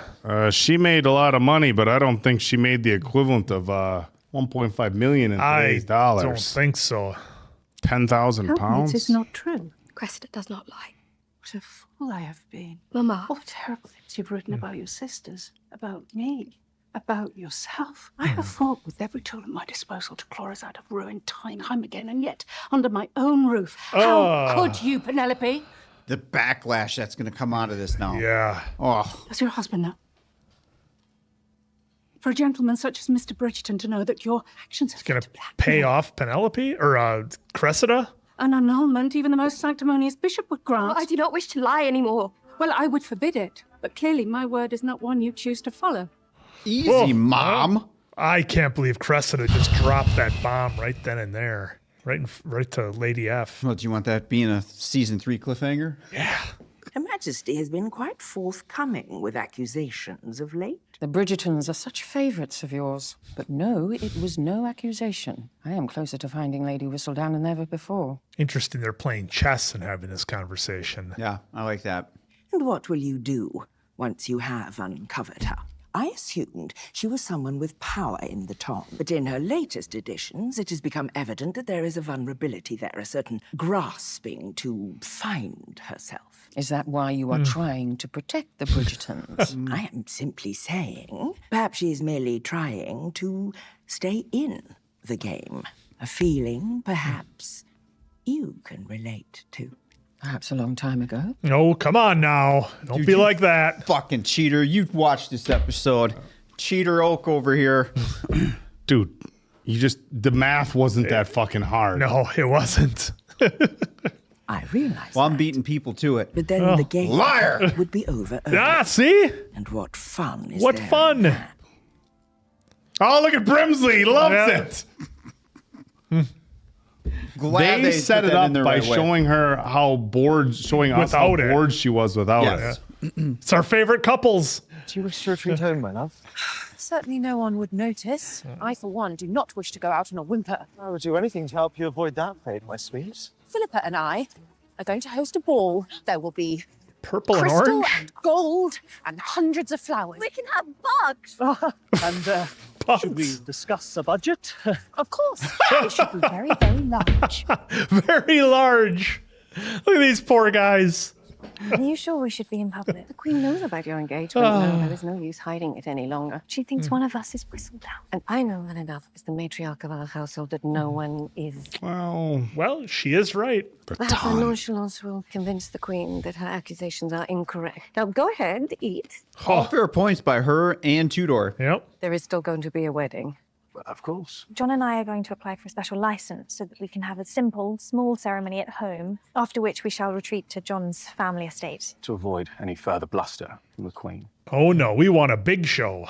We should like to take residence at John's primary estate. In Scotland, close to the border.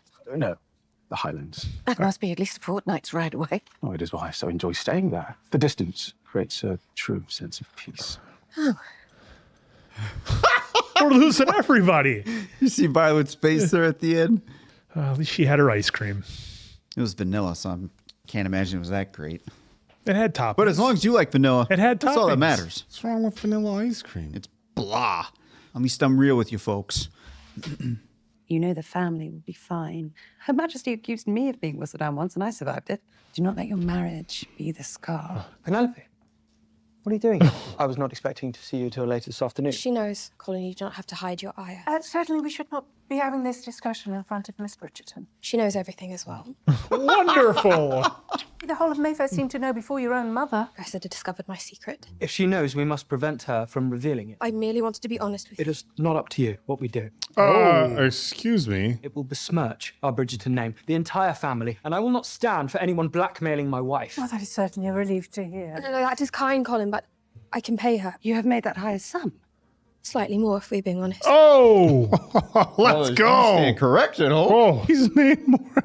The equivalent of over $1.5 million Colin, today. Then perhaps you will pay her, Mr. Bridgerton. No, he cannot. No one is paying her. And what do you propose we do? Please, do She gonna have an accident? To Miss Copper. I will call upon her tomorrow. Did he forget what the Queen said? Yeah, the Queen wants an answer. Did we forget that he's not giving Penelope any? Yeah, he just totally. He's like, hey, back to our party. Back to the vampires. Oh, be careful, Benedict. Telling you, they start going for your neck. Looks like there's a pretty fair distribution of intimacy here. Well, that's always the concern, isn't it?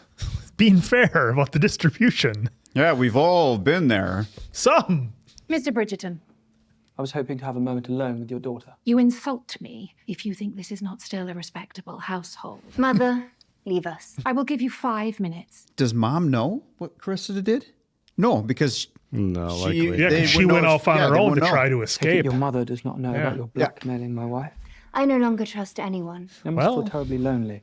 I have known what it's like when I'm off on my travels. Poor Mr. Bridgerton, seeing the great sights of the world, as only a man can do. There's that again.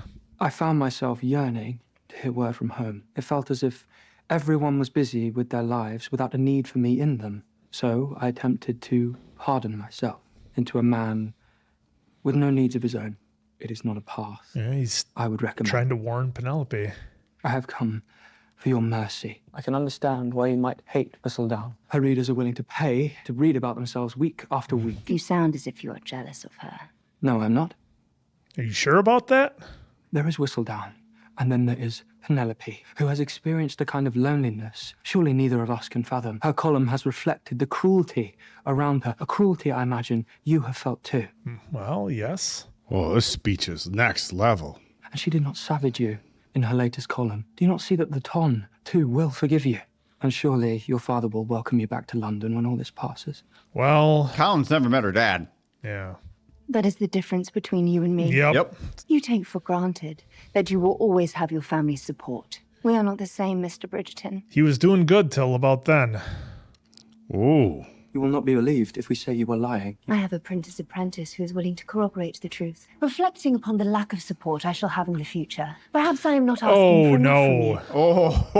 Oh, Colin just made it worse. Yeah, well, part of that speech Penelope needed to hear as well. Surely we are owed, as you spent much more on Penelope's wedding than on ours. Because you're both married untitled misters. What need could you have to hold on to your money now? Let us in.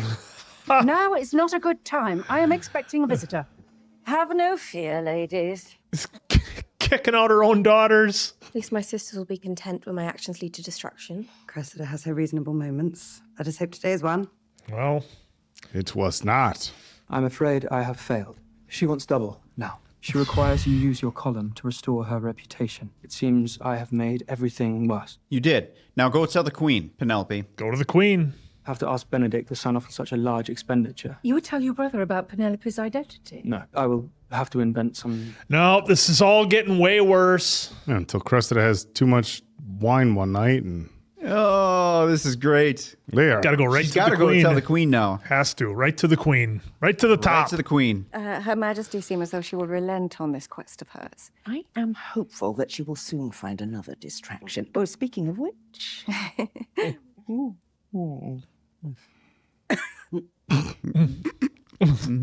The Scottish could dream up such a drink. Oh. More than I already am. I would not worry. Glasgow. Francesca seems to have found an inner courage. And now she is using it to get as far away from her mother as possible. But with time, it grows on one. Oh, wow. Look at that. You will have my support in Francesca's absence, and also my brother's. If you were to give your blessing. It is certainly not my place to give or withhold a blessing on the matter. You are both adults. There we go. Both adults here. Go for a walk in the countryside. I wonder if Lady D is thinking about the past, though. Mm-hmm. It is not as though I asked. Oh! Are we having this talk? Remember the little crowns that were officially? Yeah. Holy shit. No. Well, she saw the evidence. Shit! My father was a good man. Oh! A very good friend. And that is all I need to know. Oh, wow. Oh, well, all right. There we go. Whoa! And you are a good friend. Holy shit, what a moment. Well, we put a bow on this story. If he sours things between the two of you, I will pick you over him. I shall not lose you. There is nary a man alive with such power. Nary a man alive. Ah, see, there's the crown. Look at that. Nice callback. Wow, what a moment. Holy shit. Oh, there we go. And then we go to this. We certainly have to get our stories straight. As if you'd be caught dead at a ball. True. By the way, I know this man named Edward. Colin. I suppose I feel I have love to give in abundance. Love for a bit of chit-chat and love for a good party. Party of 3. Oh, that was an interesting look by Tilly there. Like, hey, I brought you here to party, but don't lean too far into, Well, that's the problem with having to share. Well, we've all been there. Somebody, look. Waiting for that one to come up in the review. I just meant like we've been at a place where somebody proposes it, not that we've all actually been in the situation. Haven't been there. Thanks, sir. Man. Do I need to get the spray bottle out? Apparently so. Well, I guess they've done all their communicating, so. Well, no, they're married and it's consensual. Yeah, well, assuming it's going to be. A blanket for the settee. Of course. Come on, Colin. Pillow and blankie and runs out of the room. Well, you know why? It's because if he took another look at her, it'd be lights out. He's doing this to himself. My mother before your sister's wedding. I would spare you the confines of a shared carriage. Why doesn't he tell Penelope what he told Cressida? Dude, by the way, when I go to bed tonight, when I wake up in the morning, it'll be what I actually wanted it to be. That's how it always works. Is he going to start trying to write? Well, maybe this is the next best thing. Penelope, she was writing them. Yep. All right. So all those letters that he's going to read is finally going to make sense. Make him realize. I cannot put him off any longer, Mom. That solicitor. Oh, that guy. Oh, goddamn! I forgot about him already. The solicitor? It's been a minute. This fucking guy. Gotta You know get her what? Let's story just straight. leave the Featheringtons alone. I have not come on happy business. I pray you have sufficient evidence for all the accusations you seem poised to make. Not the evidence I sought, but all the evidence I shall need. But not the ones I sought. You inherited from your Aunt Petunia. Maybe he'll choke on a I thought cookie. it quite curious that you came into such a fortune just as Jack Featherington ran away with yours. I know your funds came from Jack Featherington's fraudulent activities. He's going to choke on that cookie. Featherington title should be transferred to a more scrupulous family. I should be submitting my discoveries to the royal authorities this week. Swing on him. Oh, I really thought he was going to choke on the cookie and that was going to be their way out. Maybe she should pay him off. It's not as if any of them needed that money the way we did. You stole their dignity. What you and I have done is not different. I did what I had to do to protect this family. Who were you protecting? Walter Your White. Myself. Oh, from whom? You? My sisters? How was I to raise daughters when all my life I was taught that all power comes from a man? What you have done entirely on your own. Should be impressed. It is a great regret of mine that I've overlooked you for so long. We have done the best we can with the opportunities that society has afforded us. Look at all this communication now. What will Lady Whistledown write about our disgrace when I am exposed? We're going to have a moment She will here. write whatever I like her to. That is a great power. You know what comes along Indeed. with great Thing power? you have made Lots for of money. yourself. Thank you. Way to go. There you lady. go. About Finally. time. Okay, so how does the solicitor have an accident? Well, it's the solicitor. They could pay off him and pay off Cressida and find some sort of way to. He doesn't seem double like a man cross. that would take a bribe. He's not taking a bribe, dude. You're upset about me leaving. No, of course not. But you have spent so much time away from us already. And us. It is difficult to hear my own voice amidst the noise of this house. It is my great hope that the silence and beauty of Scotland will allow me to know myself better. That's fair. Well, it's John is a fine man and a good choice. You are already so wise beyond your years. Good job, Mama. enjoy the weather. More communication. Yeah, mothers and daughters Love it. coming to an agreements and understanding each other. I take thee to be my lawful. Oh, here we go. Yeah. For richer and for poorer. In sickness and in health, till death do us part. All right, a little bit less drama with this wedding. This was straight This to the was point. the most drama-free. Well, there was some drama, you know. Yeah, Tudor's not there. Have I been overly influenced by the minister's treacle speech, or does Lord Anderson seem rather taken by mother? She looks happy. If that's the case, who are we to judge? It's very lucky that Anthony has already left town. There we go. If you would be so kind as to save a dance for me at the next ball. Yes. Yes, well, there you go. Would be most adequate. Most adequate. She's forgetting how to talk, just Yeah. like she was talking about with Dad. Yep. It would be adequate. To my beautiful wife, I have not the words to express my adoration. I shall offer a few humble words to your family, especially your mother. Oh, look at that brilliant move. In this moment, when I feel so much gratitude for my new wife, I feel it in equal measure for the remarkable woman who raised her. Oh, this guy's crushing it. How many fellas are going to steal that for their wedding speech to try to get over with the mother-in-law? If you're concerned about Miss Cowper's funds, I plan to speak with Benedict tonight. Can I ask you to lie to your brother on my behalf? Nope. Your family, the one you've so kindly shared with me, they are too good. Which is why they kept cutting to her. Mm-hmm. Then how am I meant to help you? By loving me. I do not need you to save me. I just need you to stand by me. You don't have to solve the problem all the time. Sometimes just listen. Miss Cowper still hangs over us, and as long as you live with this secret, there will always be something between us. I know. Perhaps that is the key. Oh, she's going to go to the queen. That's what she had.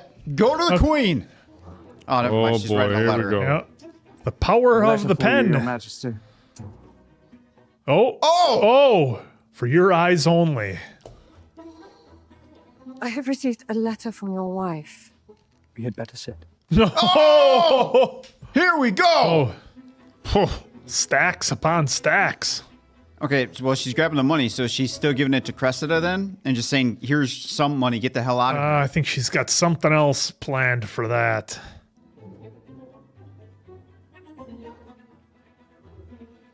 Oh, this is getting good, boys. What is afoot? Well, she wrote a letter to the queen, and now she's sending out some cash. It is no wonder she's turned out the way she has. House is far too warm. You're right, sister. You would truly allow me to succumb to such a fate. Present yourself so that I may see what I have to work upon. Oh, jeez. Oh, look at that room. You look handsome as always. Is Paul meeting us? I was hoping it could just be the two of us tonight.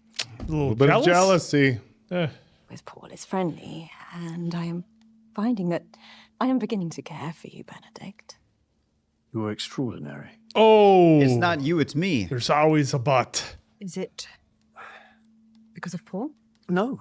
What happened between the three of us, what has happened ever since I met you, has made me realize how good it feels to be free. That's what Tilly was talking about. Yep, it was. In earlier episodes. That's why we can't have friends with benefits. It never works out long term. She fell. It never does. She fell for him. It felt good for once to want to commit to someone. Thank you for reminding me that is possible. There you go. Everybody learned something. That went about as good as it could. They both helped out each other a little bit. She realizes that maybe she wants something serious now. She thought she didn't. Yep. Wasn't finding that feeling with everybody. He gave her that like the feeling, and now friendliest breakup ever. He opened doors for her as well. Oh, look at this. Back to the swings. It's been a minute. If I'm going to attempt to make change in the world, certainly I shall need to see some of it first. But you were more interested in fitting in this year. I think I'm properly done with all of that. Properly. The old Eloise. Does your silence betray that you know something I do not? No. The more I learn, the more I realize how little I know. It feels right now that the next thing I might learn may change me entirely. Ah, it's a good line. We should not let so long pass again between us before we meet on these swings to be entirely confused together. Good spot. These two got a great relationship as sister and brother. They're only missing the cigarette now. Yeah, well. Look, lovely. My efforts will be wasted, knowing the disappointment that awaits behind those doors. I'm certain Varley has done her utmost. All right, what are we going to get here? Epic. It's got to be epic. Look at that. Oh, wow.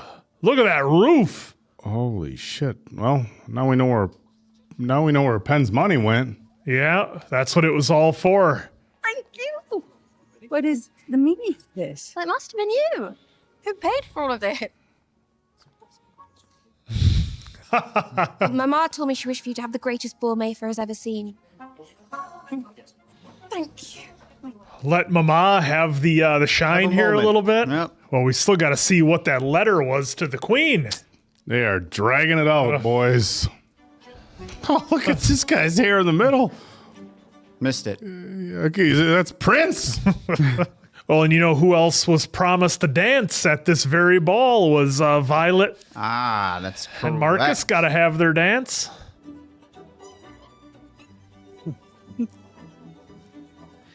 Every single person is here. Well, not every single person is here. You know who's not here yet? Well, I see that he's not here, and certain other royalty. Maybe our solicitor will show up. This is our last night in society. At least Prudence and Philip are having the time of their life. Your Majesty, we do not have a perch for you because we did not think you would accept our invitation. Oh. It is not your invitation that brings me here. Oh. Cease playing. Cease. Look at that hair. Oh, shit. Cease playing.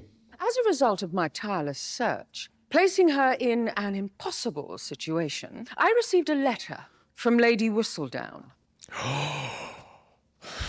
She calls upon my mercy, asking to address you all herself before I pass my judgment. So I turn the floor over now to the scribe herself. No way. In front of everybody? I did not see that coming at all. I thought it would be in private. Yeah, I thought it would be a one-on-one with the Queen. Not him. Her. Oh, here we go.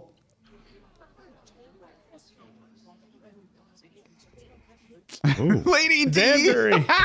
Oh shit! We shouldn't be. I'm very surprised I'm that this shocked. is happening. I can't believe this is happening. Well, Hello. Penelope's the center of attention, finally. Or should I say, dearest gentle readers? In the beginning, I never thought anyone would take my writing seriously. No one has ever taken any part of me seriously. I only realize now how common that feeling must be, to be a young lady to whom no one listens. And in writing about all of you, I suddenly felt as if I had a life. And for anyone in this room who has ever had a taste of that, they should know it can be intoxicating. There you go, Pen. Let it all out. Let it all out. With that power, it was easy to cast aspersions from the shadows where I could not be found. But I see now how much courage it takes to live a life out in the open, to honor one's weaknesses publicly. Regardless of the outcome, one always has worth. There you go. There you go. Yeah. Well, if anybody was going to crush a speech, it was going to be her. Gossip is information, especially for those of us who are told so little. That is why I am so very grateful to our queen, forcing me out of the shadows with her most cunning scheme. Putting her over. She affords me the chance to continue. I mean to aim my quill more responsibly. That is my repentance and my plea. Wow. I still can't believe it was public. Shocking. She seems humbled, but we will be watching that she remains so. We will be watching, which is like a green light. Yep. What is life without a little gossip? Look at that. Yep, she loved it. Queen just smirks and walks off. Lady Danbury. Oh, look at Colin. Look how proud of her he is. But isn't like the mystery of and I could be really off base here, but I feel like the mystery of is not knowing who it was. So well, now they've people had still like going to be invested. It's you have kind like of the now Dear it's Abby just, column, you know? Bonnie! The bugs! Oh, the butterflies. Butterflies. Release the bugs. Butterflies. The bugs had me thrown off. Yeah. She wanted butterflies. This is actually pretty brilliant. The bugs. They're butterflies. What a reveal. Sorry, folks. A really big part of me was hoping that'd be a one-on-one. You are But this still works, I guess. This guy. Oh, look, you've outdone yourself. She deserves a drink. Look at her. That's She what did it deserves. all. Putting that together. Yeah, she crushed it. And everybody's just moving on. I know. Like nothing ever It's happened. like nothing even happened. You cannot tolerate a lie. Lady Danbury. Your last column. There is only one person who loves the Bridgertons more than I. You are not the only lady of the town who can keep a secret. I look forward to your next edition. There we go. Yes, that kind of It answers would be a shift thoughts. in the writing style, but You're a wonder. Could not have done that without your support. And the Queen's. Yes. And with her acceptance. Wow. We can now tell that solicitor your money came from my writing. Oh, well, that'll work out. Time for us to do better. holy shit. I didn't think of that. What a win. Yeah, Holy shit. What an absolute W. We are crushing everything. I didn't even think of that. All right, Colin. Mason Quinn's bottle, spray bottles tucked away. Yep. Feel free. Good evening. Thank you for your letter. I do not believe I've seen my mother so quickly shocked. I believe she is proud of you. I would not object to an annulment if you requested one. Oh, come on with that nonsense. The Queen herself has accepted you. For now. Ah, As must for now. everyone Oh. else publicly, but Whistledown has upset many who will not soon forget. I have done everything I can to try to separate you from her. But the other day, I went back and read all of the letters you See? have sent me. It all made sense. Always been the ones I'm most eager to read. And I realized you are her. He is him. And after seeing you speak today, well, I would not want to. Because forgive me, but that was bloody brilliant. Well, she has a way with words. All right. I've been envious of you. Or that. Of your success. And now I simply cannot believe that a woman with such bravery loves me. About time. How lucky I am to stand by your side and soak up even a little bit of your light. My only purpose in life is to love a woman as great as you. Right. Oh, right. That No, you need to write that one down. You are a very good man, Mr. Bridgerton. I mean, I don't have to sleep on the couch. By his own doing. That's what I'm saying. He doesn't have to anymore. He shall Will choose you not please to. do me the honor of joining me on the dance floor, Mrs. Bridgerton? Still one more dance Holy we got to have. Shit, what an episode.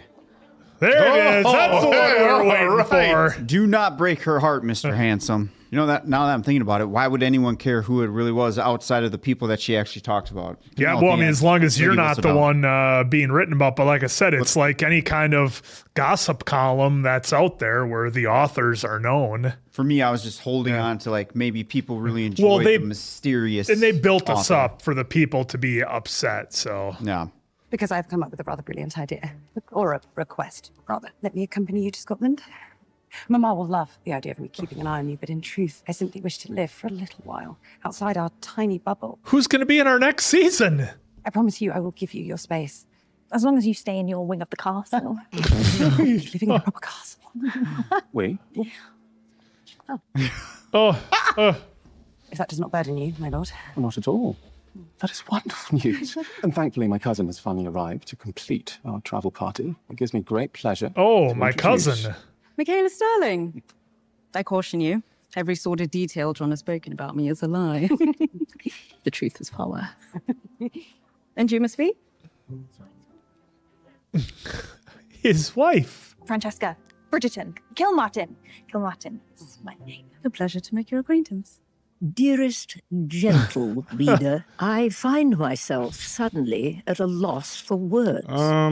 All those who feel they have been wronged by this humble writer, my sincere apologies. Finally some. Oh, Cressida didn't get her money. No redemption for Cressida.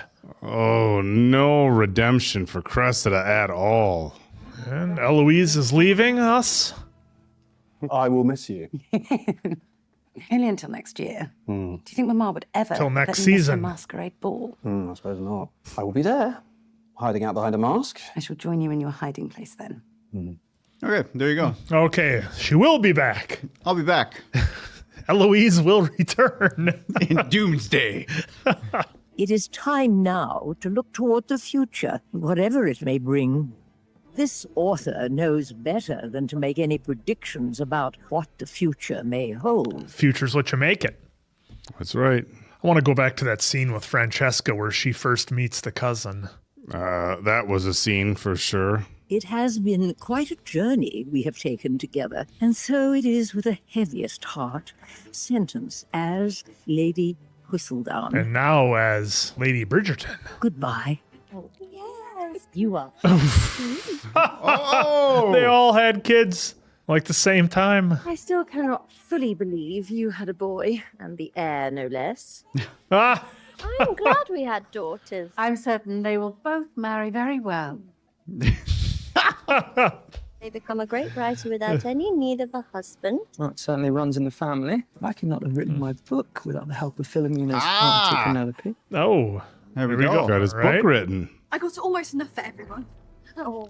The latest And issue. With the retirement of my literary persona, I should like to formally introduce myself. Previous wallflower, current columnist, observer, nobody unique, and yet I have my moments. And hopefully, dear reader, Oh, you'll stay on to nice. enjoy them with me I like the voice change. as we begin this next part of our journey. Yours truly, Penelope Bridgerton. Oh, there we go. The transformation. Either way. The transfer of the quill. Transfer of the quill. All right. Surprisingly drama-free for a finale. Wow.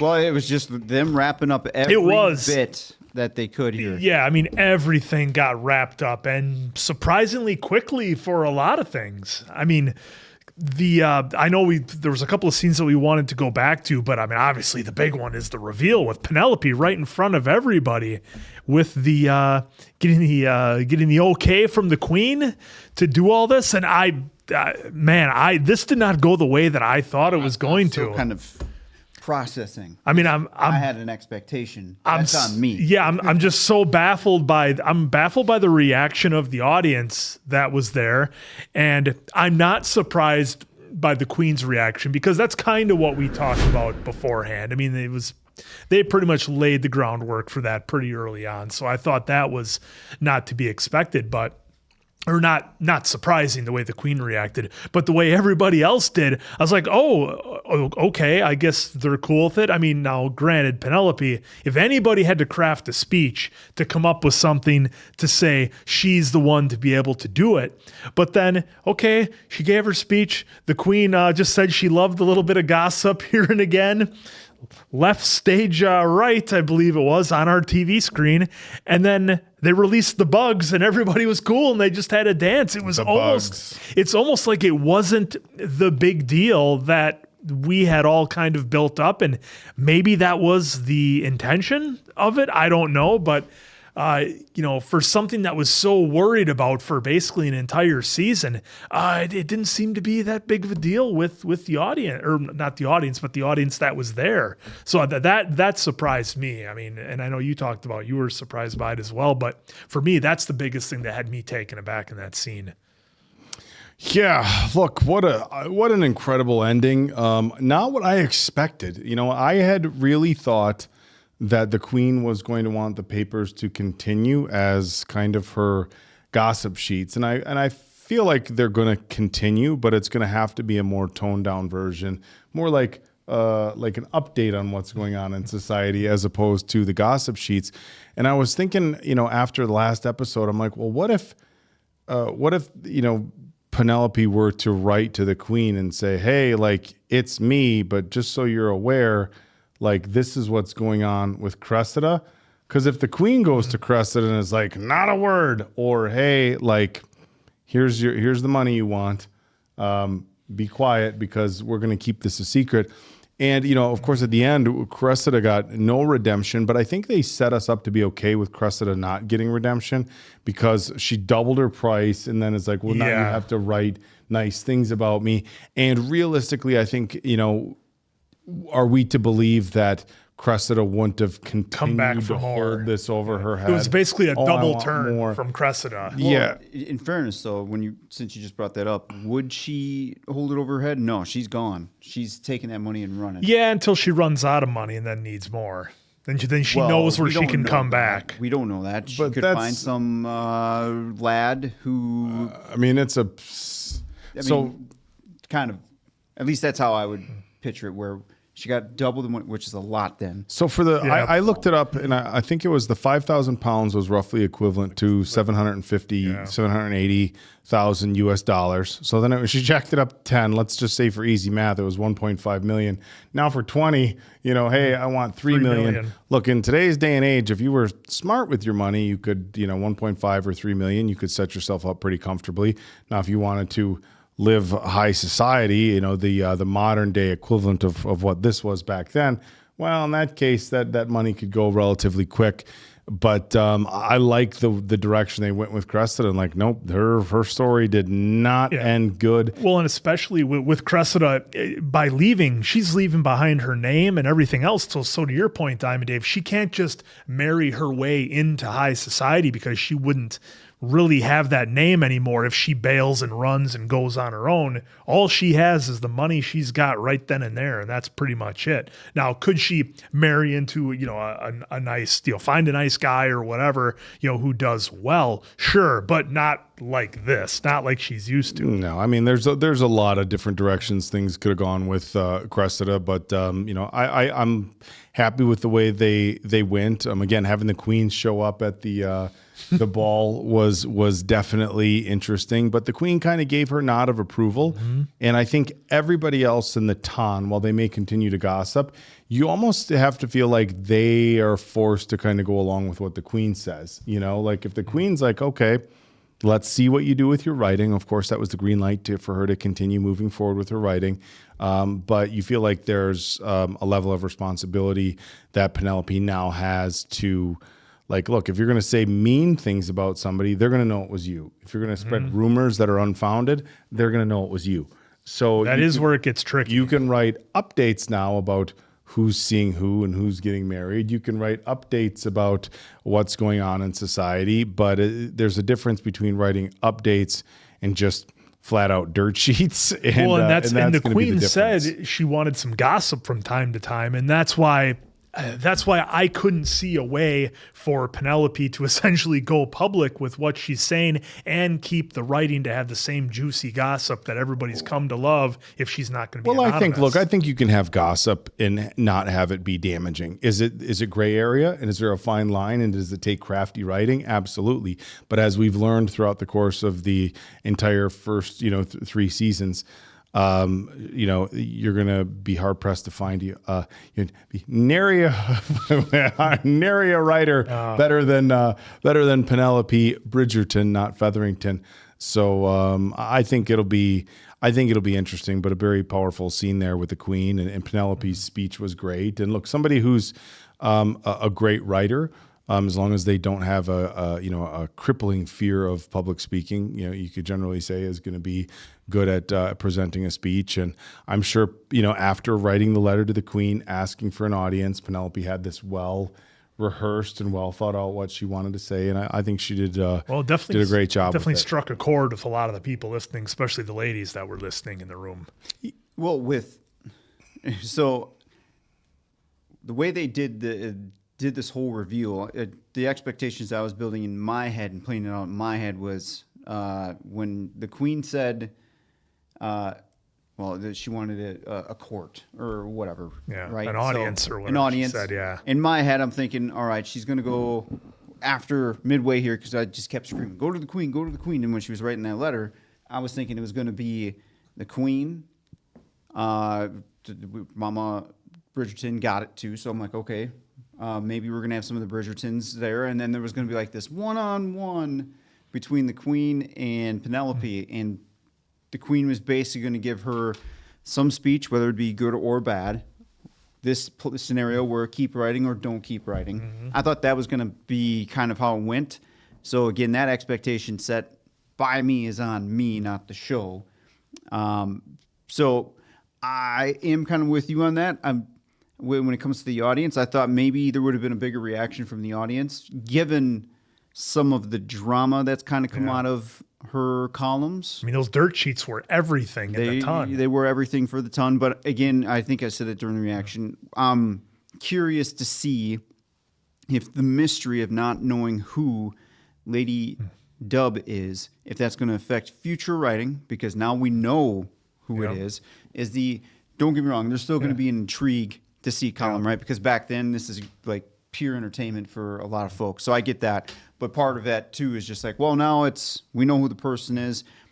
Are they going to be objective? Are they going to, is it still going to be as steamy? Because now we saw some backlash, small portion of it from Colin, Mama, Lady F. So, is she going to toe a line now? And not that she was like off the deep end, just writing just horrible things. And I get where Colin's coming from, because back then even though we consider it wasn't that bad. Yeah, the one he took issue with, the way she wrote about Colin back then, they would definitely take great offense to. Yes. Because it was that time. Yeah, see, I'm wondering if this is just kind of curious how that all is going to play out in season 4. Yeah, see, I'm wondering if this is a case where, look, I don't want to, confuse any of you out there. I'm happy with the ending and the way that everything went. I'm just wondering if this is going to be one that I go home and I'm going to be sitting on the couch and I'm going to be thinking about it. I'm just like, wow, what about this now? Now what about this? That's inevitable. This is going to throw things off now. And how is it going to play out for her writing? And I think the big thing is, look, maybe I'm getting too caught up in the nuance and the details of well, Penelope's the writer now and everybody knows it. So now it can't be as juicy. It can't be, of course not. And it's like, okay, am I just getting caught up in that? And am I missing the main point of what the story was trying to tell about her, revealing herself to everyone and all that sort of stuff? So it's kind of like, am I tripping over dollars to pick up dimes? Well, in fairness, it's part of the aspect of the show that if it's thoughts in her head, we should that's talk true. it out loud. Yep. But there is a lot of power that came out of that speech from her doing it. Absolutely. Because, again, as she was saying in the last episode about women, right? Yeah. Now she had center floor in front of the queen and in front of a lot of people here, too. Mm-hmm. So that, to me, that was a huge moment for her as a woman as well during those times. Yeah, well, and in her speech, she did take ownership of it. She talked about how the power was intoxicating, and she almost did an Oak. We've all been there. she might as well have just said, "Hey, look, we've all been there where we got a little taste of power, and it gets the better of us." But nonetheless, she definitely had a way to bring it around and kind of apologize. Yeah, and I also want to highlight how Penelope went with everything. Love that she took responsibility for everything, and how the queen was basically saying, "Keep writing." So I love everything that they did with that. So Penelope was a rock star in this moment, which I'm glad to see Colin in her, because she also gave Colin like, "Hey, if you want to leave." Rock and roll. Well, and she also didn't want Colin to have to lie to his family, which I thought was huge too, because she was like, nope, this is, and it was the same feeling I was having. Like, look, this is getting to be too deep, too many lies. You're paying off blackmail money. You're doing all this stuff. Like, no, you got to just take this on head on. I wasn't expecting this level of head on. Yeah, well, I think the biggest thing with the ending of season 3 is it was a drastic shift from the endings of season 1 and 2, which I appreciate, because look, I love this show as much as I love any show. But the first two the first season, the big buildup was, Daphne and the Duke finally just admitting that they love each other and finding a way to make it work, right? Of course, in season 2, we had, the love triangle between Tudor and Edwina and Kate. And again, as in season 1, you end with the big, the two people who should be together are together. Queen Charlotte was its own thing completely, was phenomenal. And for me, by far the most emotional of this whole story that we've gotten, even including season 4 now. I think Queen Charlotte definitely hit me the hardest for the way they ended season it. 3. Or what? Season 3. Oh, season. Yeah. Well, our fourth installment, but yeah, season 3. But they shifted here because the end of this season, look, they gave us Colin and Penelope, getting together early on. We knew that Francesca and Lord Kay were together early on. Now we kind of got, their happy ending, and they're going off to Scotland, and we got the happy ending for, Eloise going to explore, and we learned so much about Benedict, and we'll get to all those things. But the ending here, the big, finale wasn't about a relationship. It was about Penn's personal growth. Yep. And I think that is what makes this season so special, but a big shift. And you're 100% right. We're going to go home and think about it, talk about it. So folks, if you found the channel from Bridgerton, one, this is peak TV. I wish we could have a Bridgerton for every reaction. But so when we go right into these reactions, and the reason that we do so is to get a real raw feel for us. Would it be nice to shut the camera off, read about it, review the review? We go right into the review after the reaction. Yes, it would be nice to shut the camera off, talk it over with each other, read on it, go over some things, let it stir for a day, and then come back and have the discussion. But we kind of want to get the raw, raw feelings about the show. So we go right into it. So yes, inevitably, there's a lot of things that we're going to think of. Look, my fiance is a huge fan of Bridgerton. She started watching it after we were a couple episodes in. I'm like, oh, this show's really good. And she got hooked and binged she went on a crazy Bridgerton binge, got everything done right away. But so we'll talk about it. But again, I loved the way they shifted the focus. That's how you knew.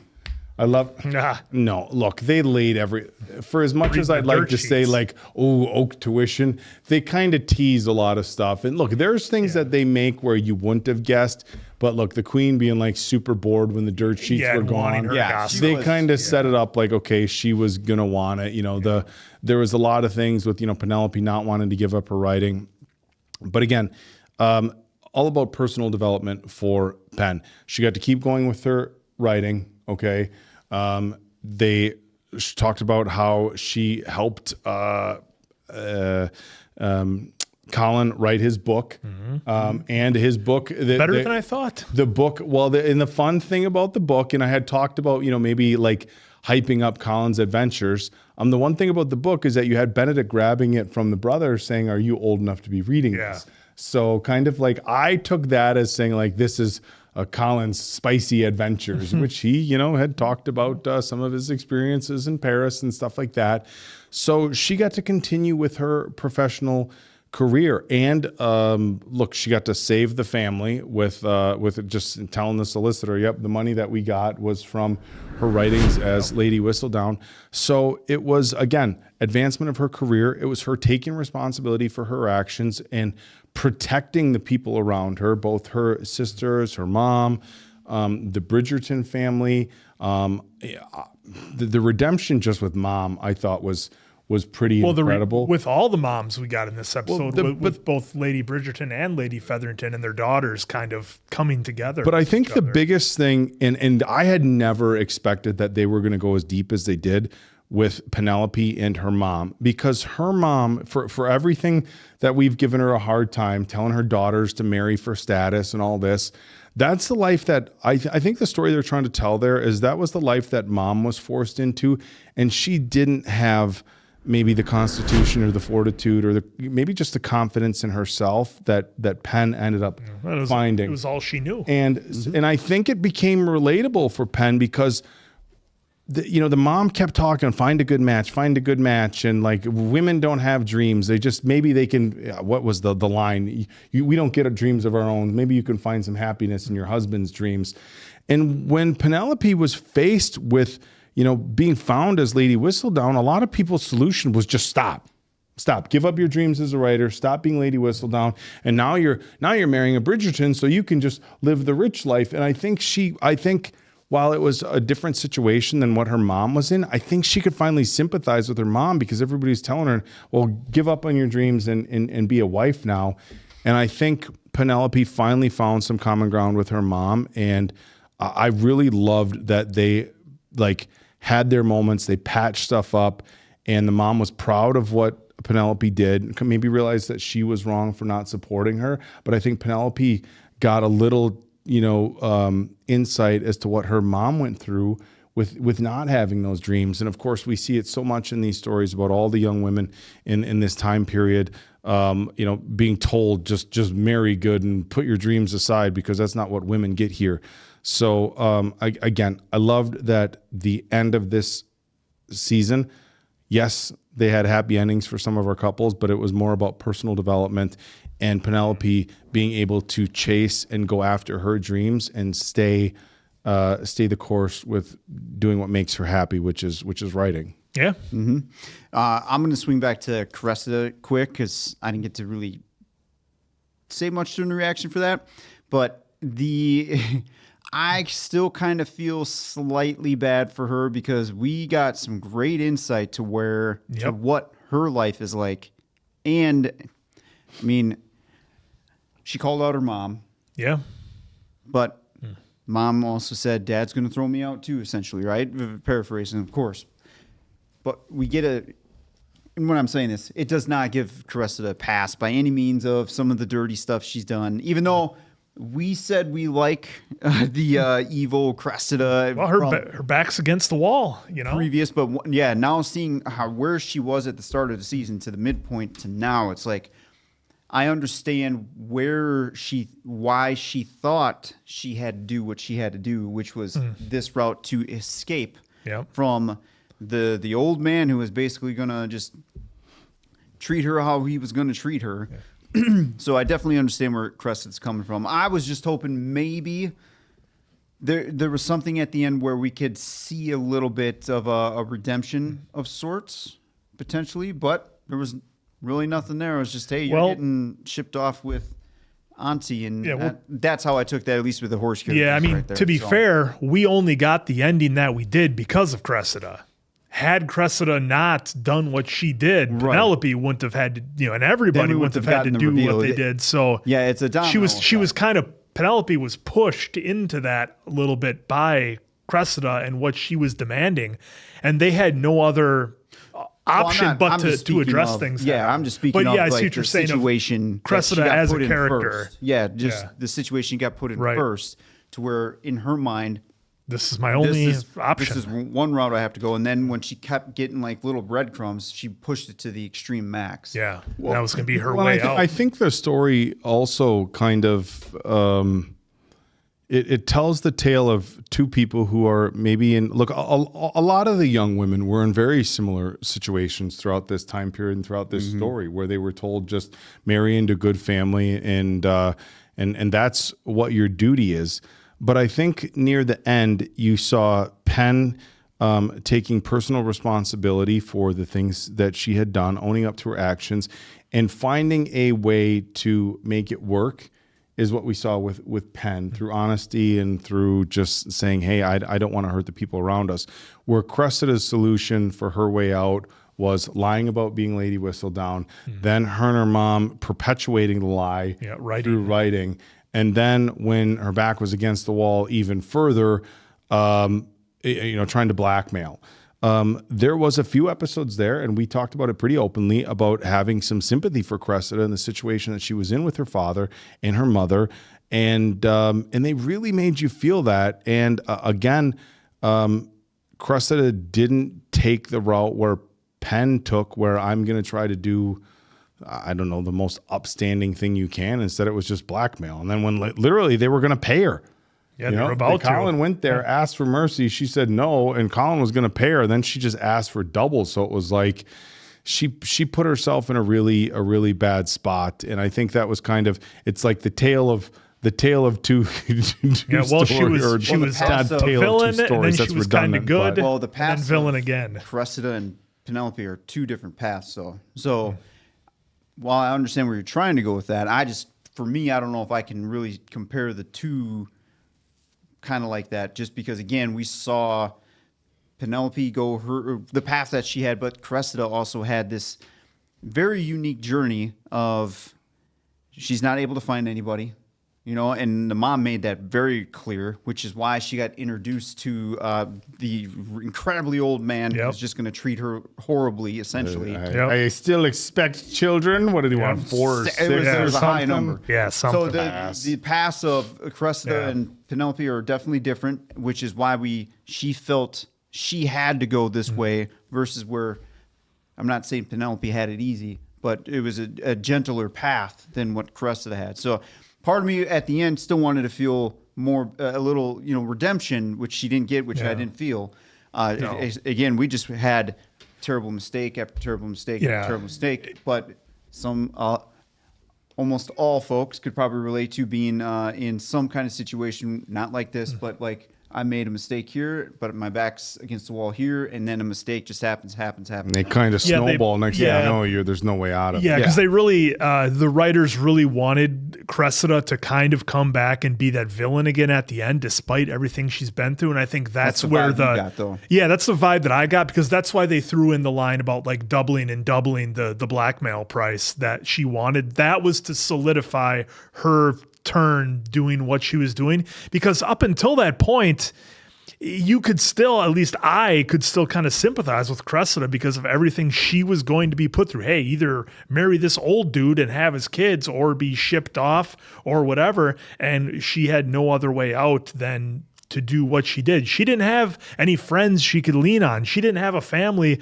brothers or sisters who were understanding. She didn't have anybody. So I'm kind of with you. I would have liked to have seen Cressida not have to go full-blown villain again, but in the end, she had to, because then Penelope's thing doesn't happen. Well, right, and that's why we get to where we are. So I'm not mad about it. It would just, it was like, oh man, I would have liked to see, because we got to see again evil Cressida, which was very entertaining for the show purposes. For seasons.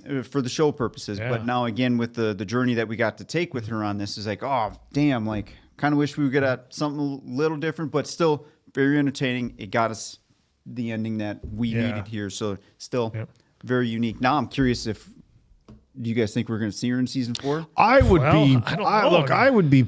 How's she going to come I don't back? know, because I think she is. I think she's definitely a main character, and I'd be bummed out if we didn't get more Cressida in season 4. Well, how does she come back? I don't know. Maybe finding a way back. But there's things that I expected more between Eloise and the young man from the print shop. Yeah, and Theo. they kind of teased it like a little bit there, and then it was just done. Dropped. It was just done altogether. But they did give a solid reason for it. Look, the other things that have to be considered is, look, sometimes, the young woman who plays Cressida here, an incredibly talented actress, and look, I would not be one bit surprised if everybody on Bridgerton was getting massive offers from everywhere else for their talents. So we know a lot of times in shows like this, look, they have to write them off because they get other offers, and hey, look, obviously Bridgerton, one of the biggest shows of all time on Netflix and anything streaming. So you'd think like, oh, you walked away from this. But look, the Duke after season 1, now granted his love story was done, but he's just completely gone. But I would like to see her back. Look, if she got big work elsewhere and wasn't able to come back, congratulations to her. But I would definitely like to see her back. Yeah, she's very talented. Real quick here too, folks, I'm on IMDb here because I was trying to look up the actress's name again. Forgot. I know we said it before. But it's interesting. Episode 4 of this season was the highest rated at an 8.6. And the season finale of this episode 8 was one of second the lowest. Was second lowest. Well, the penultimate was the second lowest. And look, I think I'm just real curious to see how you folks, enjoyed the season and this finale. Well, because when I think if I'm going back, because episode 4 was when the big reveal with Colin and Penn, right? Like in their intimacy in the carriage on the way home, and hey, wait a minute, and our first talk, we're like, hey, well, this is like kind of like everybody's younger sister here, Penelope, right? Yeah. But so I understand why that was rated as high as it was. But Jessica, okay, we did Jessica Madsen. I said Jessica. Incredible acting on her end. But I think maybe they're rated a little bit lower just because it was a big shift. It wasn't this big, we got the relationship we wanted, because that's kind of the drama that we've had for the first couple, the first 2 seasons is having that big culmination at the end with our happy couple. And again, this was a lot different. And if anything else with the last 2 episodes, I think a lot of people, and very fairly so, might have questions about what happens with Lady Whistledown now and the gossip sheets. Look, we loved the gossip and the scandal. I mean, look, how many times have we said scandal throughout the course of these first few seasons? And are we still going to have the scandal? And I understand if a lot of people felt like, hey, maybe we're headed in a completely different direction that they have questions about with these last 2 episodes. Well, and they certainly tied a lot of things up very quickly with some very short scenes. And, there was a lot built up there. Of course, we talked about with Violet, or Lady Bridgerton Violet, and with Lady Danbury, about how that whole thing was wrapped up relatively quickly.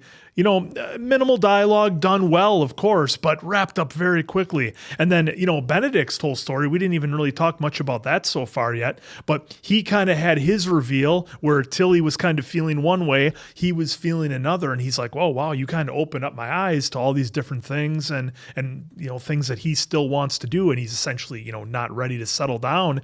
And again, that was relatively short as well for being the big deal that it was. Well, I think I'm going to disagree with you there in part. I think they just opened a whole can of worms with a ton of people.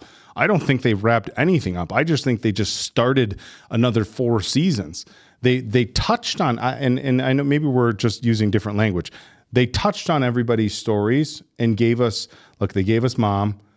They gave us a very interesting scene with Francesca and the cousin. Very interesting, which we can touch on. Eloise is going off. And then since we have it right here with Benedict and Lady Tilly, I thought this scene was particularly great. Folks, look, we've all been there before. We've all been there where you start either dating somebody or spending time with somebody, and either one person or both person in the relationship, even if it doesn't work, learns something big or walks away with something big, or the relationship ends up being life-shifting. Now, whether that's, because we've all been there before where you start dating somebody and that person has kind of written off love and they kind of, this situation. Would you consider this dating? This is more friends with benefits. Well, they're hanging out, you can call it whatever. And one person starts having those feelings again that maybe they wrote off. And even though your situation might not work out, that person does have that aha moment, yes, this isn't going to work, but I feel like now maybe I am ready to do this. Or maybe, there's been situations with people where somebody comes out of a bad relationship and maybe doesn't feel good about themselves, isn't confident because the person they were with spoke ill of them, and they start hanging out with somebody else again and start feeling like, okay, I am worth something. And even maybe the things that they have in common or other things don't work out, but you help rebuild that person's confidence and they feel good going back out in the world. And on Benedict's side of things, look, she quite literally opened his eyes to, hey, maybe he's not just interested in dating women. Maybe he wants to date men. Maybe he wants to date everybody. He said, hey, look, I don't care if it's Patricia or Peter or Paul in this case, or, he's going to go out and do things. But it was mutually beneficial for both of them, because she was all like, I'm done with love, been there, done that. The way that, earlier in the season. Yeah. And even if she's not ends up with Benedict, she, was kind of open about, hey, now I'm going to go try these things. So I think it was really cool the way they ended the season with Benedict and Lady Tilly being not necessarily a couple, but being what each other very much needed. That they kind of, it's like the cliche, we didn't know we needed each other, but it worked out. Yeah. And I do appreciate how they wrote that whole scene between these two, because it was very mature. Very mature. Very mature like the best for these breakup two. ever. Yeah, that was one of the best Well, yeah, essentially in terms of being breakup. nice to each other. Because before I go further, I feel like some folks, not all, but some folks have a different definition of seeing and dating, right? Yeah, because they were never out in public together. Yeah, but they, right. Yeah, I'm just curious if you do have the different definitions for seeing and dating, or if you treat it as the same, right? Because some folks do have the kind of different definitions, which is totally okay. I'm just intrigued to read your thoughts in terms on of that. the way they did it back then, with what were presented on the show, totally when different, people right? would be hanging out, courting, etc. Different this was social very settings different, for sure. But again, with her, like you said, Dave, her coming to the realization during the party scene where she was honest with herself to feel those feelings, because she could have easily probably just put up a wall and just denied it and just kept stuffing it away like some folks do. And then the same with Benedict. He could have done the same thing, but he got shown a whole new world because of Tilly, and Tilly got to rekindle, like she said, those feelings that she thought were just gone because of the loss of her husband. So I really like how they did that because they could have easily had this go into season 4 and then be that a whole story right there, and then they could have done whatever. But instead, we got it right here in this episode. Yeah, and they kind of closed the book on these two. At least these two. That's the vibe I got with these two. Is their book here is done. So I really do like how they kept that super mature because they could have kept attention. They could have kept it very dramatic where one of them is really not happy with, well, you made me think this and you made me think that. But instead, they both got their lessons from each other, something that they're going to hold on to now until God knows how long. So that was cool. Yeah, you brought up the Francesca thing, and I know we're running really long on here, but look, it's Bridgerton, so... At first, when he introduced his cousin, I thought it was going to be a guy cousin who all of a sudden Eloise was going to have like a look at or something. That's where I thought it was going. What I thought. I 100% thought it's, here's my cousin, and all of a sudden, some, strapping, handsome young man's going to walk up, and Eloise is going to be like, well, you're going to be living out by where. And if we go back, they held on Francesca a long time. And of course, Lord Kay's cousin, who he introduced, a beautiful young woman, and captured Francesca's interest big time. And I'm like, okay, are they trying to tell us almost... What were they trying to convey with the way Francesca was looking at her? Because we just got folks, done. I don't know if you've seen the channel, but from time to time, I've missed romantic notes here and there. Well, we just got done. Got done learning that Benedict is open to having relationships with men. And then all of a sudden, you bring in a beautiful young woman that is your husband's cousin. And she's looking at her like, okay, wow, you're gorgeous. I mean, something was. She wasn't dressed outlandish, like, oh my God, what are you wearing? Right. She wasn't 12 feet tall like this.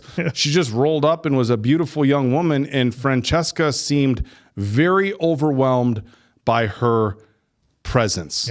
Very overwhelmed, and not overwhelmed in a fashion like, look, if you just rolled up.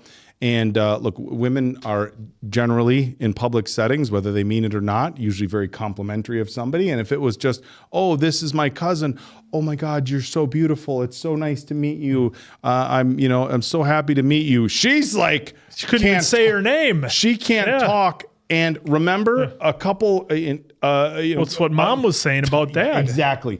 The things that she was saying around the cousin are exactly what Mom was saying about Dad. And we just saw Mom with Lord Handsome earlier on, fumbling her words. It was instant fumbling her words. All of a sudden, she couldn't put together the words. And of course, they made, they introduce, again, I don't need to say it, but they introduce obviously, a very attractive young woman. So like, there's that instant and again, they give us the cues with Mom and Lord Handsome. They tell us that, hey, Benedict is open to, dating whoever. Are we to believe that maybe Francesca grew up so sheltered that she's never looked at another woman like that, or what's going on? But they teased the hell out of that. And that goes back to me saying to you, I don't feel like they wrapped up anything. I feel like they just opened up a storyline with Benedict. I feel when I say they close stories, I mean they close the chapters on what was going on in this season, like bang, bang, bang. And now it'll carry over to the next. Quick hits. Yeah, it was like boom, that's over. We didn't boom, want that's over. They didn't want the viewer to be like, hey, you left out Mom, or you left out. I see what you're saying. But very interesting. Yeah. Yeah, I was kind of taken back on that too. So it'll be interesting to see if we get any more follow-up, or if it was just for that particular moment to create whatever with the characters there. So because for being the and again going long, but for being the diamond of the season, I would have liked to have, I guess, had a little bit more of Francesca's story, because of course hers was set relatively early. We didn't get a whole lot with her, and it was mostly all Penelope and everything she was going through with Colin. So I just found that interesting because we didn't have Francesca in the first 2 seasons. Well, we did. She was just smaller roles. It was different age. Well, I think, and I think almost the trouble with that, and people, when we started watching this, everybody was kind of, without spoilers, people were like, well, each season kind of focuses on one Bridgerton. Yeah, I mean the poster and it's Colin and but Penelope. the issue with that is, look, there's too many Bridgertons to dedicate one full season to. So this one, it's like, okay, we'll talk about Francesca and we'll talk about Colin, but at the same time, Penelope is going to be the big focus. Yeah, it just sucks all the air out of the room. So this season was definitely much different than the first two. And I like that, though, because, again, if you just have the same formula and it's just rinse and repeat, now we're going to spend the entire season talking about Francesca's look for love. And then Colin one whole season. They mixed it up. And again, Penelope clearly for me the focus of this whole season. So it was different than the first two. But Queen Charlotte was drastically different in a very good way. We loved Queen Charlotte, but they switched it up. So now we go into season 4. I'm incredibly curious as to whether they're going to come up with kind of a new format, stick somewhat like this and tell a few different stories, go back to what they did for season 1 and season 2, where it's more focused on one family member's love story. I have no idea what to expect. Yeah. I thought the amount of Francesca was just right, because to me, I'm glad I feel like I didn't get to know her enough. Well, I'm just glad we got Colin and Penelope's story to be basically a story, or the main story for season 3, while sprinkling in Francesca and some other Bridgertons in there as well, like they typically do. We still got to revisit Kate and Tudor to kind of further their story a little bit, which is great. The looks that Anthony would give on screen were just great. When he saw Mom, and he's giving a look. So he's out of line or whatever he said. I'm glad they did that, because the way he was in the first season, how protective he was of just Daphne, his sisters. Yeah. I'm really glad that they did swing back to at least show, like, hey, well, what's going on over here with Ma? If something's going on in my house, I would know. Queen. So I'm glad they did that. And again, I thought the right amount for Francesca. She didn't, and I don't mean this in a negative way, she just didn't need to be the main focal point when we have Colin and Penelope. And Penelope deserved a whole season as being the focal point in my eyes. Absolutely. Whether it be this season or season 4 or season 5, at least it happened. Yeah, So they I'm played glad the we did long that. game with that from seasons 1 and season 2. So I'm glad we got that. Mr. Lord Handsome, Anderson. I'm pretty sure everything's going to be okay with those two. I mean, he hasn't given me like any real red flags. He seems like a sincere individual. He does seem sincere with. They're just going to go for a ramble. Stuff. As long as he doesn't break Mama Bridgerton's heart, it is all good. So I'm kind of curious to see now if that really does flourish into a relationship in season 4, or if this is like, hey, this is all you get, and then we're just going to kind of do a time jump like they just did here because they had babies. Yeah. But the one little now nitpick, since you guys brought it up, the solicitor. I know they made Penelope told Mom, hey, the money I made, we'll say it's from there, right? I do wish, though, because we had moments earlier in the season, and then that moment there, that we would have just got a quick visual of it, of him either accepting it while still thinking something's fishy, or like, hey, this was. I just wish we would have got a little finish on that instead of just Penelope throwing in the line. Well, it would have been nice to see the solicitor kind of get shut down and get his comeuppance, so to speak. And we didn't get that. We just get it. It was off screen and said it was fine. So yeah, I wanted to see Lady F come into play with her shyster delivery, or however her delivery was going to be. I wanted to see Lady F and him one more time, and Lady F finally kind of get like the one up and like, I got away with it this time. So that's one tiny little nitpick on this finale that I will have. Wish we would have got that though, but we went. Scores. I'm sure we're totally missing something, and we ran too long anyway. Either way, it's Bridgerton, folks. So it's the finale. I will go ahead right away here and display my score. Now I think it's down a little bit from the previous ones, so I'm gonna go 4-5 again. Some tiny little nitpicks like the solicitor. I was again glad it's Colin and Penelope that got the main point of the story. Glad we got some other Bridgertons in there too. and Benedict, all that. So really cool to see everything. So 4 or 5 for me on this season. Yeah, great minds think alike. This is a 4.5 for me as well. I loved the Penelope and Colin storyline. I thought that was fantastic. However, like I said, I would have liked to have seen more of Francesca, and maybe that was just her character being kind of quiet, but I just felt she was kind of in the background.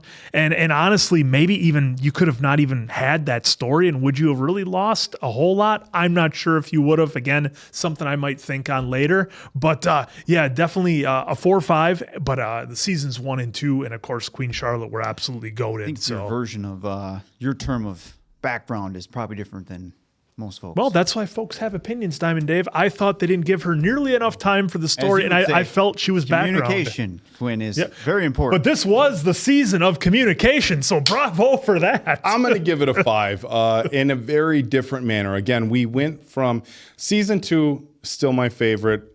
Queen Charlotte was incredible. Hard to compare Queen Charlotte to the rest of these seasons It's just on its because own. Yeah. it's really on its own. It's in the world of Bridgerton. But as far as like on the its own. relationship stuff, like season 2, Kate and Anthony, still my favorite. But I loved that they did shift gears here a little bit and they kept it just as good for me.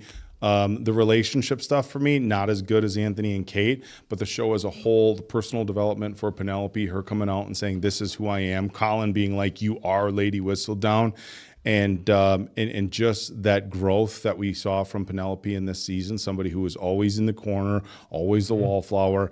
I think they did a really great job with it, and they sure set up a lot of storylines moving forward. So 5 for me, folks. Hey, shout out to Penelope too for throwing that ball with all that money. She did giving throw her a ball. giving The it to- bugs. yeah, The the bugs. bugs, The and bugs. giving Mama F the credit, the yes. shine there for the girls. Yep. So that was pretty cool by Penelope to That do was that. a good bonding moment between mother and daughter. That was great. Look, folks, it was a fantastic season. Hope you enjoyed it as much as we did. I'm sure you probably Bravo! did. Oh yeah, bravo to the whole team on Bridgerton. Mainly because the actors and actresses always get the credit. We put shine on them. But shout out to everyone behind the camera. And again, fantastic. The costume designer.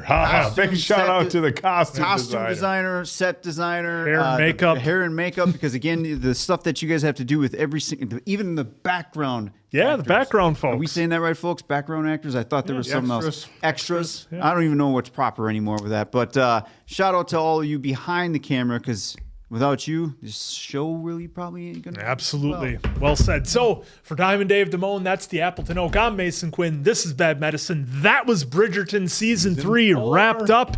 We will see you back here for season 4.